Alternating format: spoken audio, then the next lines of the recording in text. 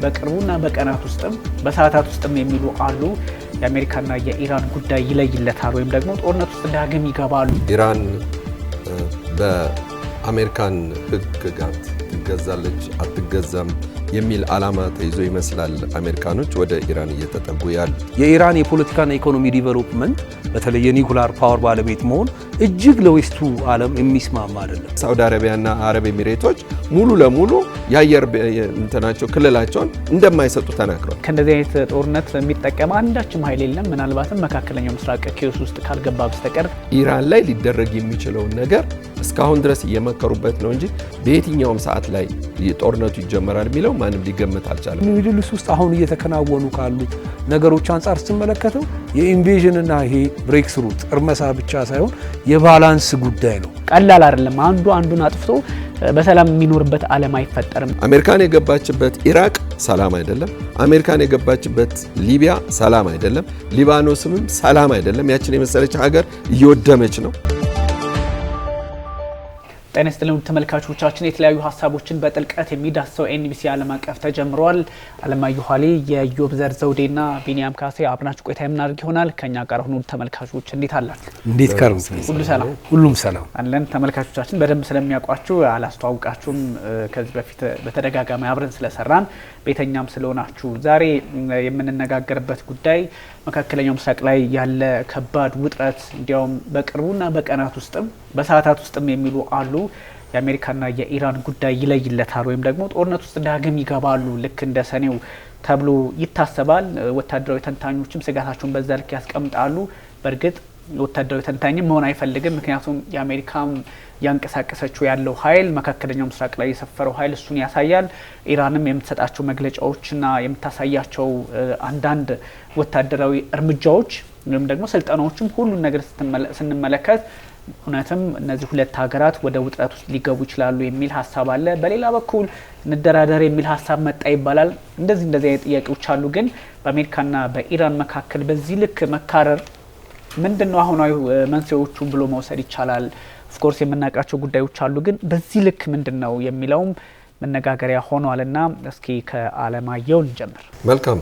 እንግዲህ ኢራን በአሜሪካን ሕግጋት ትገዛለች አትገዛም የሚል ዓላማ ተይዞ ይመስላል አሜሪካኖች ወደ ኢራን እየተጠጉ ያሉት። አሁን ስናየው ያሉት መርከቦች ጥቂት ይመስላሉ፣ ግን ግዙፍ ናቸው። ነገር ግን ከዚህም በላይ በአካባቢው ላይ ያሉት የአሜሪካን የጦር ሰፈሮች ብቻ ላይ ያሉት እንኳን ጦር መሳሪያዎችና የመርከብ አይነቶች ወይም ሌሎች መሰል መሳሪያዎች ሁሉ ኢራንን በቀላሉ ሊያጠፋ ይችላል ተብሎ የሚታሰብ ነው። ምክንያቱም ብዙውን ጊዜ አሜሪካኖችን ደፍሮ የሚጀምር ጦርነቱን በአሜሪካን ላይ ደፍሮ የሚጀምር ኃይል የለምና አሜሪካን እስክትጀምር ድረስ ስለሚጠበቅ ትንሽ ሊያስቸግር ይችላል። ሁለተኛ እንደገና ደግሞ ኢራንን ልምታም ብላ ብትል አሜሪካን የመጀመሪያዋ ኢላማ የሚሆነው እስራኤል እንደሆነች አርጋ ነው የምትናገረውና ያ የጦር ማዘዣዋ ምናልባት እስራኤል ሊሆን ይችላል የሚል አመለካከት በኢራን ወታደራዊ ኃይሎች ላይ ብዙውን ጊዜ ሲነገር ይሰማል። ለዚህም ነው በተደጋጋሚም የሴኩሪቲ ኃላፊም የኢራኑም የሚመጡትን ሁሉ ወታደሮች ከቤተሰባቸው ይሰናበቱ የሚል ትንሽ ቀልድም ማዘልንም መረርም ያለ ነገር ማስጠንቀቂያም ሊሰጡ የቻሉበት ዋናው ምክንያት እንግዲህ ያ አሁንም የምናየው ነገር ስጋት ሊፈጥር የሚችል ነው። ግን ምክንያታቸው ምንድነው የሚባለውን ነገርም ትንሽ ማየት ያስፈልጋል። በኋላ ላይ ዘርዘር አድርገን ልናየው የምንችላቸው ነገሮች ናቸው። ግን ምክንያታቸው ምንድነው ነው? ምክንያታቸው ምንድነው ሲባል አሁን አይደለም በኢራንን ተቃውመው አሜሪካኖቹ መግፋት የጀመሩት። ምክንያቱም አንደኛ ብዙ ማዕቀቦች ተጣለባት፣ ያንን ማዕቀብ መቋቋም ቻለች። ነገር ግን አዲሱ ትውልድ ከ15 ዓመት በፊትም የነበረው በወጣትነት እድሜ የነበረው ህዝብ ኑሮው ከቀን ወደ ቀን እየተሻሻለ አልሄደም። ስለዚህ የኑሮ ውድነቱ እየከፋ ስለመጣ የገንዘቡ የዚህ ኢንፍሌሽንም ጉዳይም ስለነበረ ያ ከውስጥ ያለውን ቃጠሎ ማነሳሳት ማነቃቃት ነበር የተፈለገው። ግን እንደምናየው ከሆነ ደግሞ ኢራኖች ውስጥ ያለው ከውስጥ ካላቸው ግጭት ይልቅ ሉዓላዊነታቸውን የጠበቁ ይመስላል።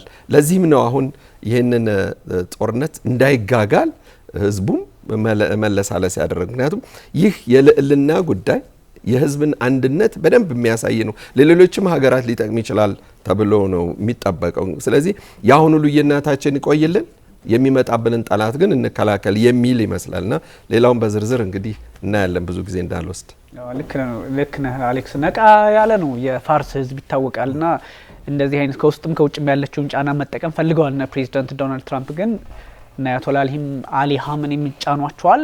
በዛ ላይ ደግሞ ህዝቡም የሀገሩን ጥቅም ጉዳትም ለይቶ የሚያውቅ አይነት ስሜት ነው የተሰማኝ። ግን ይሄ በጣም ከባድ እንቅስቃሴ ነው እየተደረገ ያለው። በተለይም ይሄ ዩኤስኤስ አብርሃም ሊንከን የተሰኘችው የጦር መርከብ መካከለኛው ምስራቅ ገብታለች። እንዲያውም ህንድ ውቅያኖስ ላይ ዶክ አድርጋለች ነው ወይም መህልቋን ጥላለች ነው የሚባለው። ኦፍኮርስ ከ80 እስከ 90 የጦር ጀቶች መያዝ ትችላለች እና ትልቅ የአንድ የአፍሪካ ሀገር ጠቅላላ ሚሊተሪ የተንቀሳቀሰ ያህል ነው የሚቆጠረውና ስለዚህ እንቅስቃሴው ቀላል የሚባል አይደለምና ምንድነው በዚህ ልክ እንደው መካረሩ? ከዚህ በፊትም አንስተናል። ኦፍ ኮርስ መካከለኛው ምስራቅ ላይ ያሉ ሀብቶች፣ መካከለኛው ምስራቅ ላይ ያሉ ሁኔታዎች አንዱ የበላይ ሆኖ ለመውጣት የሚደረጉ ጥረቶች ያልገበረች ብቸኛዋ ሀገር ማለት ይቻላል እሷ ነችና ከዛም አንፃር ብዙ ሀሳቦች ይነሳሉ። ግን በዚህ ልክ በዚህ ሰዓት መካረሩ የተወሰኑ ሀሳቦችን ለማንሳት ያግዛል።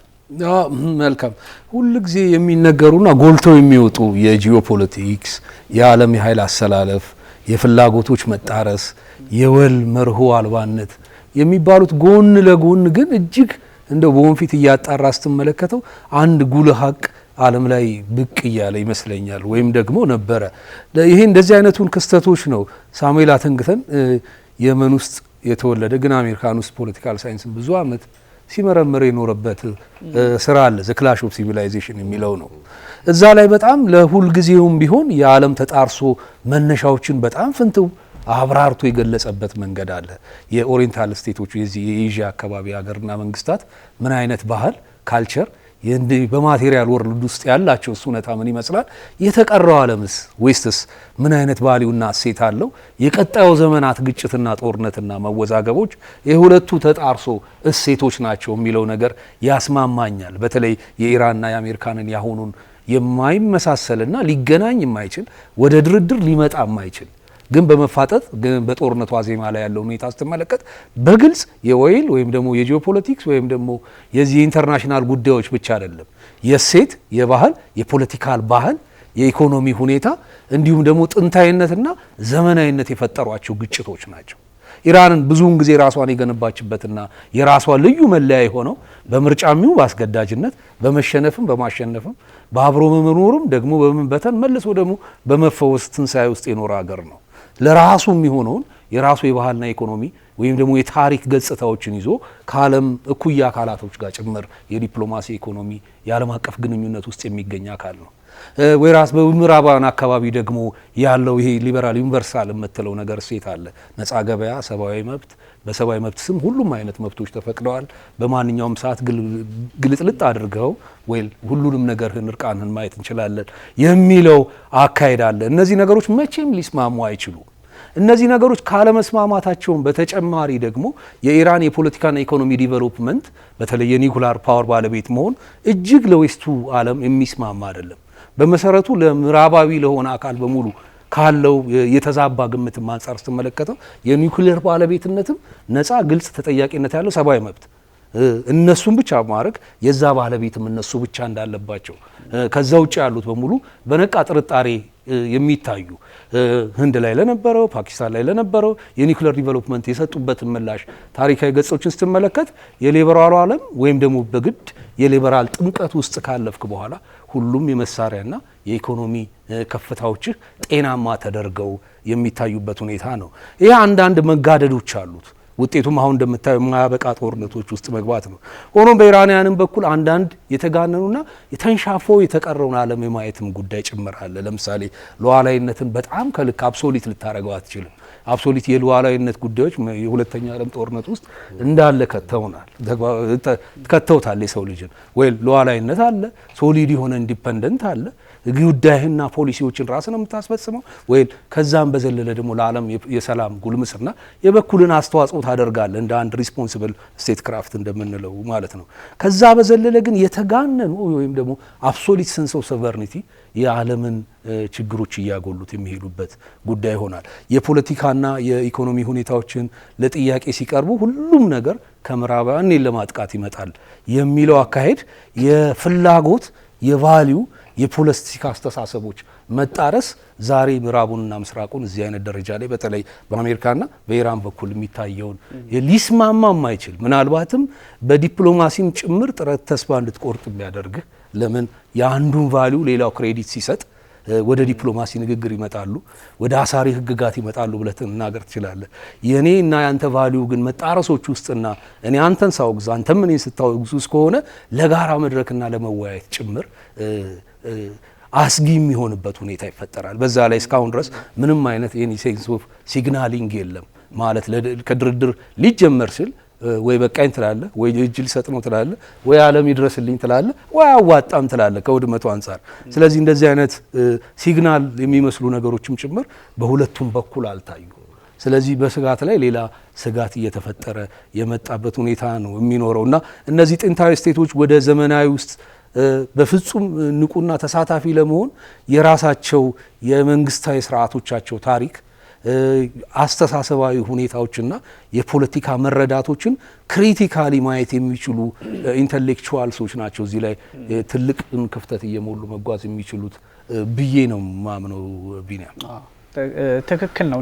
እንደዚህ አይነት ሀሳቦች ኦፍ ኮርስ የአሜሪካና የኢራን ጉዳይ የሚታወቅ ነው። ከ1979 በኋላ ወዲህ ባለው ጊዜያት ነው እንግዲህ ሩሃላ ሆመኒ የመጀመሪያው አያቶላ ከመጡ በኋላ ከ1979 የኢራን አብዮት ወደዚህ ያለው ጊዜያቸው ለ45 ኦር ምናምን እንደዚህ አመታት የተግባባ አይደለም። ምክንያቱም አያቶላዎቹ ትንሽ አካሄዳቸው ከአሜሪካ ፍላጎት ያፈነገጠ ወደ ሌላው ዓለም የማዘንበል አይነት እየሆነ በመምጣቱ ከዛ አንጻር ምዕራቡ ዓለም ደግሞ መጠቀም ፈልጋለሁ ብሎ የሚያስብ ዶሚናንት ሆኖ አካባቢ ላይ የመውጣት ፍላጎት አለው። ያንን ደግሞ አያቶላዎቹ አልፈቀዱም። ግን ይህን ማግባባት ደግሞ የምዕራቡ ዓለምን ፖለቲካ እንደዚሁ ደግሞ ከቴህራን በኩል ያለው ፖለቲካ መፍቀድ አለበት፣ የተወሰነ ማለሳለስ አለበት ተብሎ ይታሰባል። ግን እሱ አይደለም እየሆነ ያለው። መሰረታዊ ችግሮቹ ብዙ አሌክስ የሚያነሳቸው ዮብ የሚያነሳቸው ናቸው። መሰረታዊ ችግሮቹ ሌሎች ተጨማሪ ጉዳዮችም አካባቢ ላይ ውጥረት እንዲነግስ የሚፈልጉ ኃይላትም አሉ። ከዛ አንጻርም አብሮ ይታያል። ኦፍ ኮርስ ግን አሁን ያለው ሁኔታ አሜሪካ በዚህ ልክ ጦር ማንቀሳቀሷ ከዚህ በፊት ሰኔ ላይ የነበረውን ጦርነት በእነዚህ በናታንስ ፎርዶ በሚባሉት አካባቢዎች ላይ በሶስቱ የኢራን ማብለያ ጣቢያዎች ላይ የኑክሌር ማብለያ ጣቢያዎች ላይ የተመታው ልክ የሱ አይነት እንቅስቃሴ ነው ያለውና እሱን ታሳቢ ያደረገ ሁኔታዎች ነው። ጭራሽ አሁን መካከለኛው ምስራቅን ጨምሮ እስከ አፍሪካ ሰሜን አፍሪካ አካባቢ ድረስ የጦር ልምምድ ታደርጋለች አሜሪካ። ስለዚህ ይሄኛው የሚያሳየው ኢራን ላይ የሆነ ችግር ሊፈጠር እንደሚችል ነው። ኢራንም አት ዘ ሴም ታይም ዝግጅቷን በግልጽ እያስቀመጠች ነውና የዩኤስኤስ አብርሃም ሊንከን የጦር መርከብ መንቀሳቀሷ እሷን አጅበው ብዙ የጦር ኃይሎች ወይም ደግሞ መምጣታቸውና ካለው ይሄ 21 ሀገራትን የሚያካልለው ሴንትካም የሚባለው እዝ ጋር አብሮ ሲዳመር በጣም ትልቅ አይነት ወታደራዊ እንቅስቃሴ እንደሆነ ያሳያልና ይሄ ግዙፍ ጦር እንቅስቃሴ ሁለት ነገር ያሳያል። አንደኛው የማይቀር ነገር እንዳለ፣ ሲቀጥል ኢራንም በዚህ ልክ ኃይል አሜሪካ ከተንቀሳቀሰች ኢራንም ያላትን አቅም ግምት ውስጥ ለማስገባት እድል ይሰጣልና የሰኔው ጦርነት ላይ ያዩት ነገር አለ ማለት ነውና ከዚህ አንጻርስ እንዴት ይታያል የሚለውን ብናየው መልካም። እንግዲህ በቀድመ ሁኔታ አይነት ነገር በቅርቡ የእስራኤል የፖለቲካ ወይም ፖለቲካዊ ግን ወታደራዊ ትንታኔ የሚሰጡትን የተወሰነውን በሩሲያንኛ ያዳመጥኩት ያየሁት ነገር ነበርና ብዙ ጊዜ ምንድነው የኢራን ጠላቶች የሆኑ ሁሉ ሮኬቶቿን ነው የሚቆጥሩት። አንድ ሮኬት ለማምረት ምን ያህል ጊዜ ይፈጅባታል? በዚህ ጊዜ ነው የጀመረችው። ፋብሪካው እዚህ ቦታ ነው ያለው። ምን ያህል ሰዎች አሉ የሚሰሩት አንደርግራውንድ ይባልና ይገመታል። ስለዚህ አሁን ከ2000 ያላነሱ ባሊስቲክ ሚሳይሎች አሏት ነው። ስለዚህ እነዚህን ሁሉ ሮኬቶች መላክ ከቻለች ጦርነቱን በአጭር ጊዜ ማጠናቀቅ እንችላለን የሚሉ ተንታኞች ናቸው አሁን በየቦታው። እንዲያውም ከተቃራኒ አይነት አመለካከት ይልቅ ተመሳሳይ አይነት ትንታኔዎች ነው እየተካሄዱ ያሉት። ለምንድን ነው ይህንን አሁን እንዳልከው እንዳነሳው ለምንድን ነው በዚህ ያህል ይንቀሳቀሳሉ ብለን ስንል አሜሪካኖች የሚሄዱበት አቅጣጫ ግልጽ ነው። በተለይም ዶናልድ ትራምፕ የሚያደርጉት ነገር ምንድነው? አንድ የግል ዓላማቸው ይሆናል። ዓለምን ማየት የሚፈልጉበት መንገድ አለ። ያ መንገድ ምንድነው? አንድም የአሜሪካንን ኢኮኖሚ ለማሳደግ ነው። አሁን ከትናንት ወዲያም በኢዮዋ ላይ ንግግር ባደረጉ ጊዜ የተናገሩት ነገር አለ። እነዚህ ስደተኞች አርፈው ቢቀመጡ ምን አለበት፣ ባፈነዱ ሀገሪቷን አክብረው ቢኖሩ የሚል ያለሰለሰ አይነት ንግግር ተናግረዋል። ተቃዋሚዎቻቸውንም በዛው መልክ ወርፈዋል። የፈረንሳዩንም ፕሬዚዳንት እንደዚሁ ተችተዋል። እኚህ ሰው ምንድነው የሚናገሩት? ምንድነው እያሉ ያሉት? እስቲ ይሄ ጭንቅላታቸው እኮ መመርመር አለበት እያሉም ምዕራባውያንም የምዕራብ አውሮፓውያኖችም በአብዛኛው ጉም ጉም ሲሉም ይሰማል። እና የኚህ ሰው አነጋጋሪነት ወደ ኢራን ያመራው ጦር ምንድነው ብለን ስንል እሳቸው የቀራቸው ቬኔዙዌላ ላይ የነበረው የነዳጅ ክምችትና ሀብት በቁጥጥር ስር እንዳዋሉ ያውቃሉ። ይህ እንግዲህ በፊትም ቀደም ብለው ምናልባትም ፖቴንሻል ኤኔሚንን በጣም ሊያሰጉ የሚችሉ ጠላቶቻችን እነማን ናቸው ብለው ከአሜሪካን በተቃራኒ የሚቆሙትን ኃይላት ለማዳከም የሚደረግ ነውና የቀራቸው ኢላማውን አንድ ነው። ያቺ ኢላማ ደግሞ ኢራን ናት። እዚህ ኢራን ላይ በመጡ ሰዓት ቦምቡን ነበር የፈለጉት፣ የኒኩሊየር ቦምቡ። ያ ስጋት የለም። አሁን ሌላ ምክንያት የላቸውም። ስለዚህ በዛ አካባቢ ያለውን ሰርጥ መያዝ ከቻሉ አንደኛ እንግዲህ በተአቅቦም ተደርጎባት ያን ሳንክሽን መቋቋም ችላለች። ስለዚህ አሜሪካን የቻለችውን ያህል ብትጥርም ህዝቧ እንግዲህ አሁን የአንድ የህብረተሰብ አመለካከት አለ አይደለም። ለምሳሌ ጦር ወደኛ እየመጣ ነው ልናልቅ ነው የሚለውን ነገር ከኢራን ህዝብ ቢመጣ ኢራን ውስጥ ያለው ጉዳይ ይሄ በአያቶላ ኮሚኒ ወይም ደግሞ ከሻሁ በኋላ የመጡት የእስልምናው እምነት ላይ ያለውና ይሄ አስተምህሮቱ ጠንካራ እንዲሆን ያደርጋቸዋል። ስለዚህ በምን አይነት መልኩ ነው ያንን ጦርነት ልናካሄድ የምንችለው ነው። ቀደም ብለው እንዳሰቡት አሜሪካኖችም አሁን አጋዥ የላቸው። ለምሳሌ ሳውዲ አረቢያና አረብ ኤሚሬቶች ሙሉ ለሙሉ የአየር እንትናቸው ክልላቸውን እንደማይሰጡ ተናግረዋል። በዛ በኩል ሊያልፉ አይችሉም።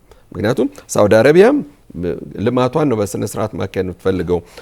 አቡዳቢዎችም ቢሆኑ ቱሪዝማቸውንና ነዳጃቸውን በስነ ስርዓት እንዲካሄድላቸው ከኢራን ጋር መዋጋትም ስለማይፈልጉ ነው። ስለዚህ የአሜሪካን አጋዥ ሊሆኑ የሚችሉ በአሁን ሰዓት ከእስራኤል መንግስት በቀር ማንም ሊኖር አልቻለም። እንዲያውም ፈረንሳዮችንም እኮ ካስታወሳቸው ቀደም ያለው ለምሳሌ ቶታል የሚባለው ታዋቂው ድርጅት ከኢራን ጋር ለዘመናት ከ50 ዓመት በላይ ለዘመናት የቆየ ከ50 ዓመትም በላይ የቆየ የንግድ ግንኙነት ስላላቸው ቶታል ካምፓኒ ዋናው መሰረቱ እንዲያውም ኢራን እንደሆነ ነው የሚነገረው። ስለዚህ ከዛ አካባቢ ያለው ዘይት ወይም ደግሞ ነዳጅ የሚወጣው የአውሮፓን ሀገራት ይጎዳል።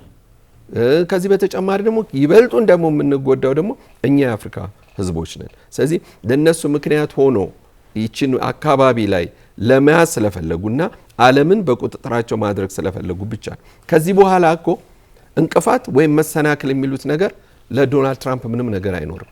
ሌላውን ሁሉ መቆጣጠር ይችላሉ። ስለዚህ ቻይና እና ሩሲያ ብቻ ነች። ስለዚህ ከራሽያ እና ከሩሲያ ጋር ደግሞ አሁንም ያላቸው የመለሳለስ አይነት አቋማቸው የአሜሪካንን ኢኮኖሚ እንደሚያሳድግላቸው ያውቃሉ።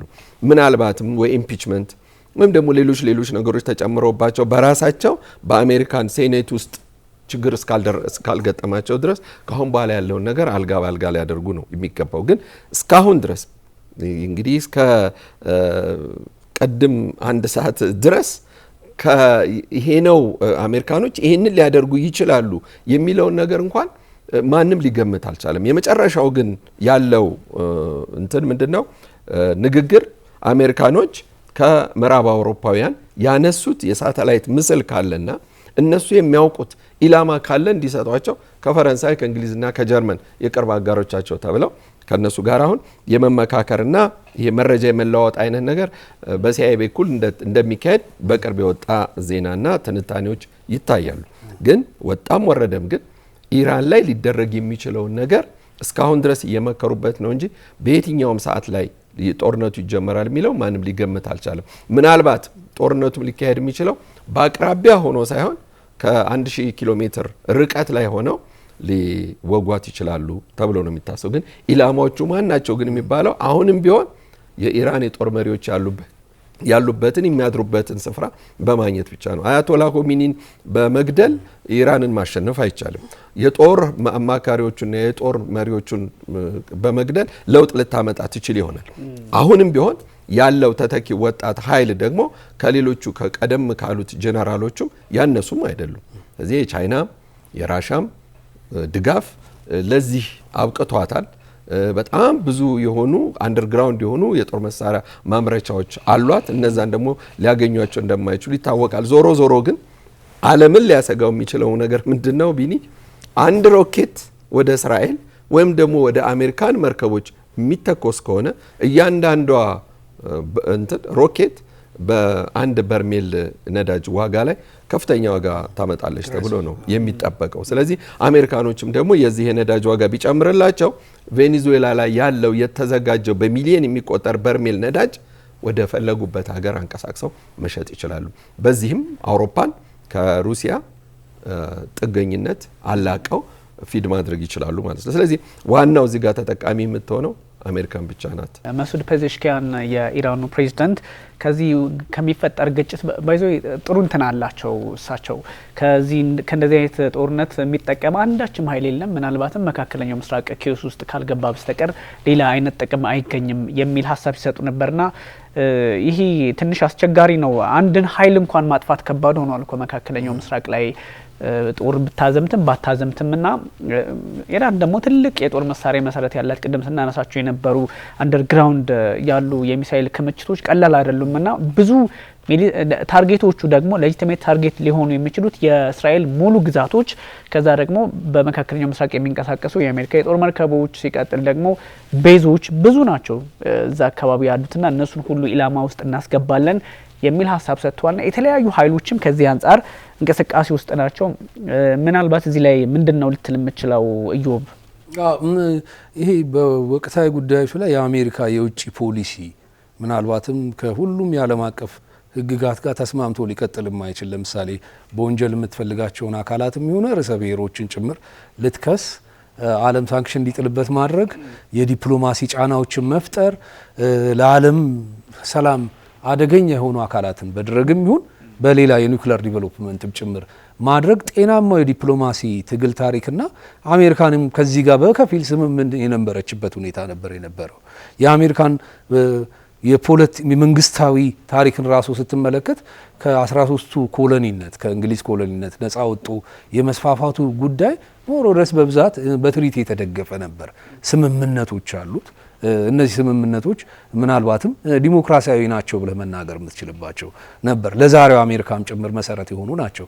በብዛት በተለይ ሁለተኛው ዓለም ጦርነት ላይ በነበራት አስተዋጽኦም ጭምር ገንቢና ፕሮግሬሲቭ የሆኑ እመርታዎችን ለዓለም ኢንተርናሽናል ፖለቲክስ ያበረከተችው ጉዳይ አለ። አሁን በዚህ በቅርብ ጊዜያት ላይ ግን ምናልባትም ለእኔ እየታየኝ ያለው የአሜሪካን ዳግማዊ ኢምፓየር ስቴት የመሆን ጉዳይ ነው። ብሔራዊ ጥቅሜን እስካስጠበቅ ድረስ በየትኛውም መልኩ የዓለም የፖለቲካ ስርዓትን ወደ ኋላ ቀልብሼም ቢሆን ያንን ለማግኘት እሞክራለሁ።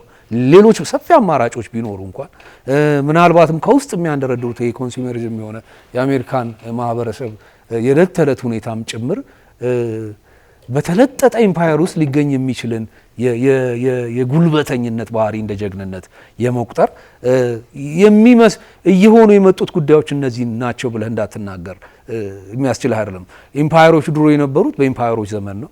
እኛ በዘመናዊ ዓለም ይሄ ሲከሰት ግን የብዙ ዲሰርደሮች መነሻ ነው የሚሆነው። ለምን ከዚህ ሰፊና የተንሰራፋ በህግ የማይመች የብሔራዊ ፍላጎቶችና ኤክስፓንድ የማድረግ ጉዳይ እንደ ጤናማነት የሚታይበት የአሁናዊ የፖለቲካ ስርዓት ጭምር አይሆንም። ስለዚህ በዛ ተቃራኒ ያሉት አካላት እንደምንም በነጠብጣብም ብትሆን አቅም እየፈጠሩ ይህንን ሪዚስት ለማድረግ መሞከራቸው አይቀሬ ነው። ሚድል ኢስትም ላይ ይሁን የትኛውም ስፔስም ላይ ቢሆን ጭምር ማለት ነው። ስለዚህ የጋራ የምትላቸው አካላት በተቃራኒ እስከቆሙ ድረስ ደግሞ መልሶ ሬዚስቲቭ የመሆን አቅማቸውን ከፍ ያደርገዋል። ይሄ ነው በዚህ በአሜሪካን በኩል ያለው። በዛ ላይ አሁን ትራምፕ በተለያዩ ጊዜያት የምታያቸውን ጉዳዮች የመርካንታይሊስት የሚመስል የድሮ የ16ኛው የፖለቲካል ኢኮኖሚ ተውት። ለምን አገርና መንግስታት ይልቅ የገበያ ስርዓት በጣም ትልቁን ቦታ ይይዛል።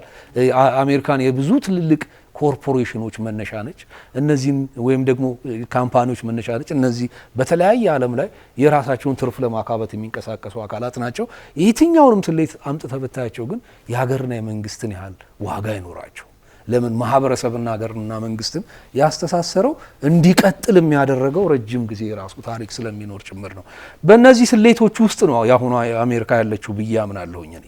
ከዚህ በተቃራኒ ኢራን ውስጥ የምታየው ደግሞ በየትኛውም መልኩ በቅኝ ያልተገዛም ጭምር እንደ ኢትዮጵያ የጥንታዊ ስልጣኔ ከእንዳ ደግሞ የሞደርን ዘመን ፈተናዎች ያለበት ሀገር ውስጥ ፓትሪዮቲክ የሆኑ አላማዎችን ማስረጽም ማንገስም የአብዮቱ ጠላቶች ናቸው ብለ ለመቀስቀስም ከባድ የሚሆንበት ሁኔታ አይደለም ያለው። ጦርነት በተለያዩ የቴክኖሎጂ ውጤቶች ሊደገፍ ድልንም ሊያመጣ እንደሚችል ምን የሚታመን ነገር ቢሆንም ግን አሜሪካን ቪየትናም ላይ ከገጠማት ሽንፈትም ጭምር ስትመለከተው ምናልባት አሁን ባለው ቴክኖሎጂ እንኳን ባይኖር ሪል የሆነ ፐብሊክ ኮዞች ያሉት መሪዎችና ማስተባበር የቻሉ አካላት በብዙ መልኩ የአሜሪካን ያልታሰበ ውጤትም ጭምር ፈጥረዋል። ለአሜሪካን መጥፎ አይነት የሚመኙት ነገር አይደለሁም እኔ በግሌ።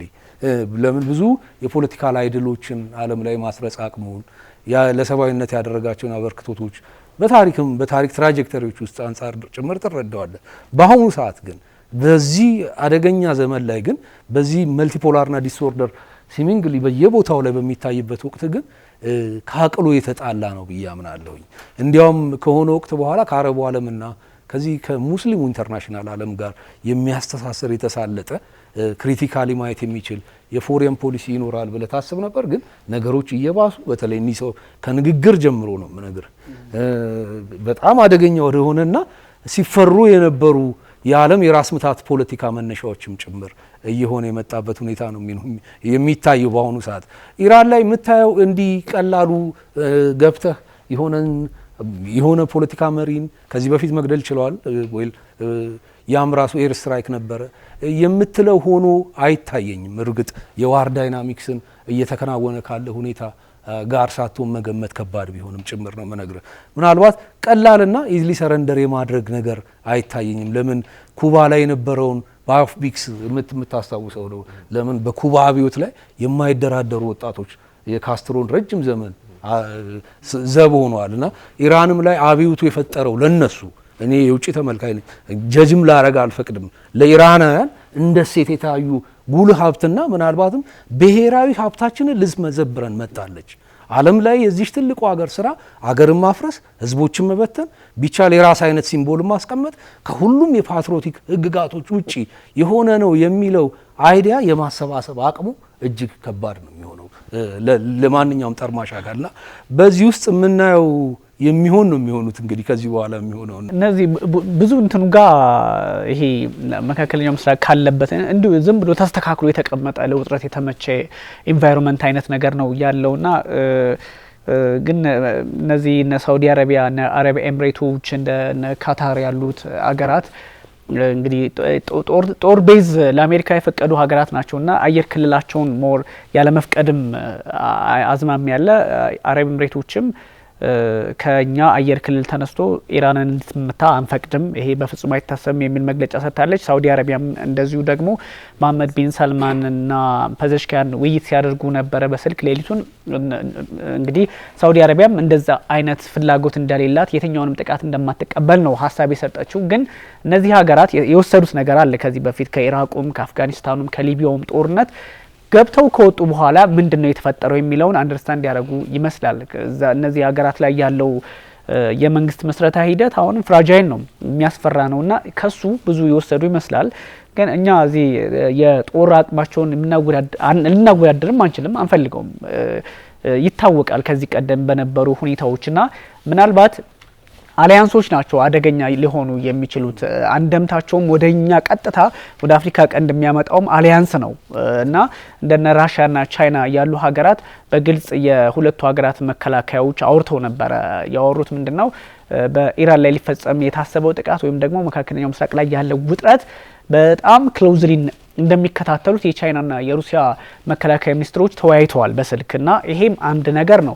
ሌላው ደግሞ ከኢራን ጋር ያሉ ኃይላት እንደነ ካታይብ ሄዝቦላ የኢራቁ የየመን ሁቲዎች ደግሞ የሄዝቦላ ከሊባኖስ እና የተለያዩ ኃይሎች መግለጫ አውጥተዋል፣ ሀሳብ ሰጥተዋል። በቀይ ባህር አካባቢ ዝር የሚል ኃይል አይኖርም የሚል ሀሳብ ሰጥተዋልና ቀላል አይደለም የሚፈጠረው ነገር። ግን የራሽያና የቻይና ጉዳይ ምን ሊሆን ይችላል የሚለውም ከአሊያንስ አንጻር እጃችንን አጣጥፈን አንቀመጥም የሚል ሀሳብ ነው ያላቸው። ኦፍ ኮርስ አሜሪካም እንደው ታረገዋለች ተብሎ አይታሰብም። ደግሞ ያሁን ፖለቲካ አስቸጋሪ ሆኗል። ከዚህ በፊት ያየኑ ሰኔ ላይ ያየኑ አይነት እንቅስቃሴ ደግሞ አሁን እጥፍ ሆኖ ነው እያየኑ ያለኑና ከዚህ አንጻር በተለይና ሩሲያና ቻይና መግለጫም እያወጡ ነው። አቋማቸውን በጸጥታው ምክር ቤት በተደጋጋሚ የሚገልጹ ሀገራት ናቸው። የኢራንን አጋሮች ናቸው ይታወቃልና ከዚህ አንጻርስ ምን ሊሆን ይችላል የሚለውን ብናየው አሌክስ። እንግዲህ በጦር መሳሪያ ድጋፍ ካየ ነው ሩሲያ በቅርቡም ቢሆን የኤስዩ 35 የሆነውን የጦር አውሮፕላን ለኢራን ሰጥታለች። በቅርብ የመጨረሻው ፓርቲ ነው የሚባል አይነት ደረጃ ማለት ነው ካሉት ውስጥ ከታዘዙት ውስጥ የተወሰኑ ጥቂት ደግሞ እየተሰሩ ያሉ የሚባሉ የጦር ጀቶች አሏቸው። እነዚህ የጦር ጀቶች ደግሞ በጣም ከኤፍ16 በላይም በብዙ ብቃት ከአምስተኛው ጄኔሬሽን በላይ ናቸው። አምስተኛው ጄኔሬሽን ፕላስ የሚባሉ አይነት ጀቶች ናቸው። እነዛ ምን ያህል ርቀው ይሄዳሉ አይሄዱም ያለው ነገር ትንሽ ያስቸግራል። ምክንያቱም እስራኤልም በአሁን ሰዓት ዙሪያዋን አጥረዋለች። ምንም አይነት ሮኬት እንዳያሰጋት አርጋ ያስቀመጠችው ጉዳይ አለ። የአየር መከላከያ በፊት ከነበረው ጥፋት ተብሎ ታሰበ የነበረው የተገመገመው አሁን ግን በአሁን ሰዓት እስራኤል ግን ራሷ ከሚመጡት ሁሉ ሮኬቶች ራሷን ልጠብቅ እንደምትችል ነው እንግዲህ ዘገባዎች የሚያሳዩትም። ምናልባት ድሮኖች ዝቅ ብለው ስለሚሄዱ እነሱ ምናልባት ማሳሳቻ ሊሆኑ ስለሚችሉ ማለት ነው። ግን የሩሲያ መንግስት ለምሳሌ በአሁኑ ሰዓት የሩሲያው የደህንነት ኃላፊ የሆኑት ባስርኪን ኦማን ይገኛሉ። እንግዲህ ስታየው ነገሩን ቀጥታ የሚመለከታቸው አረብ ኤሚሬቶች ወይም ሳውዲ አረቢያ አልሄዱም። ኦማን ሄዱት። ኦማን የሄዱበት የራሳቸው ምክንያት ይኖራል። እንግዲህ ይሄ ስልታዊ ጉብኝት ነው። በተለያዩ ጉዳዮች ለምን በዚህ ሰዓት ሄዱ? በጣም ውጥረት ባለበት ሰዓት ማለት ነው። ይህ ነገር ግን ሊሆን የሚችል አካባቢው ያለውንም ህዝብ አካባቢ ያለውንም ሀገራት ከራስ ጋር ወይም ደግሞ ከአሜሪካን መንግስት ወይም አሜሪካኖች ከሚያካሂዱት አላማ ጋር በተቃራኒ ለማቆም ነው። ለዚህም ነው አውሮፓውያኖችም አሁን ቀድም አሊያንስ ብለህ እንደጠራሃቸው እነሱም ብዙም ፈቃደኝነት የላቸው የኔቶ አባል ሀገራት የሚሆኑት ማለት ምክንያቱም የራስክን እግር እንደ መቁረጥ ይቆጠራል ኢራን ላይ ጦርነት ቢወርድ ወይም ደግሞ ቢደረግ ማለት ነው። ዞሮ ግን የመጨረሻው አላማዋ ሊሆን የሚችለው ግን እዛ አካባቢ ያለው ልክ ቬኔዙዌላ ላይ የነበረውን ሲናሪዮ ምናልባት ኢራን ላይ ሊፈጥሩት ይችላሉ። ያ ሲናሪዮ ምንድነው? አንድ ምንም አይነት አውሮፕላን እንዳያርፍ ሊደረግ ይችላል ከየትኛውም ቦታ። ይህ በጣም አደገኛ አካሄድ ነው። ይህ ደግሞ ለእስራኤል ሊያሰጋት ይችላል ተብሎ ይገመታል። ምክንያቱም እንደዚህ ከተባለ ኢራን የመጀመሪያውን ጥይት መተኮሷ የማይቀር ነው። ሌላው ሁለተኛው እንደገና ደግሞ ከኢራን የሚወጡ ማንኛቸውም ነዳጅ የጫኑ ሁሉ መርከቦች ሁሉ ከአካባቢው እንዳይርቁ ወይም ደግሞ እንዳይሄዱ ሊከሰት ይችል ይሆናል። ስለዚህ አሁንም ምንድነው ሲ ፓይሬትስ የሚባል የለም። በቃ አሁን ውቅያኖሱንም ባህሩንም በአጠቃላይ አሜሪካን መቆጣጠር ነው የምትፈልገው። ይህ እንግዲህ ወደ ግሎባል ወደ ሆነው ኮንፍሊክት ያመጣል ማለት ነው። ስለዚህ በዚህ ጉዳይ ላይ ማነች ተጠቂዋ ብለን ስንል ምንም አይነት እንቅስቃሴ ባለመኖሩ አንድ የዓለም ኢኮኖሚ ሙሉ ለሙሉ ይዛባል። ይህ ደግሞ አሜሪካንን አይጎዳም።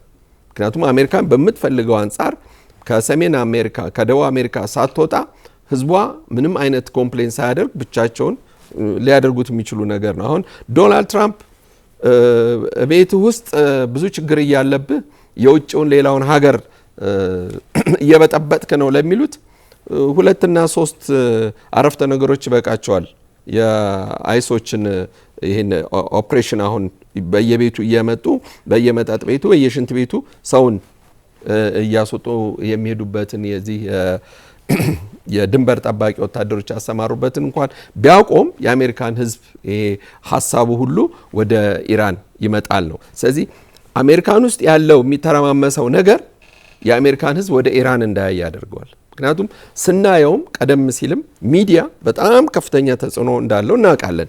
እኛ አፍሪካውያኖቹ አሜሪካኖች በአብዛኛው የሚሰሙት እዛቸው ያለችዋን ወሬና ሐሳብ ብቻ ነው።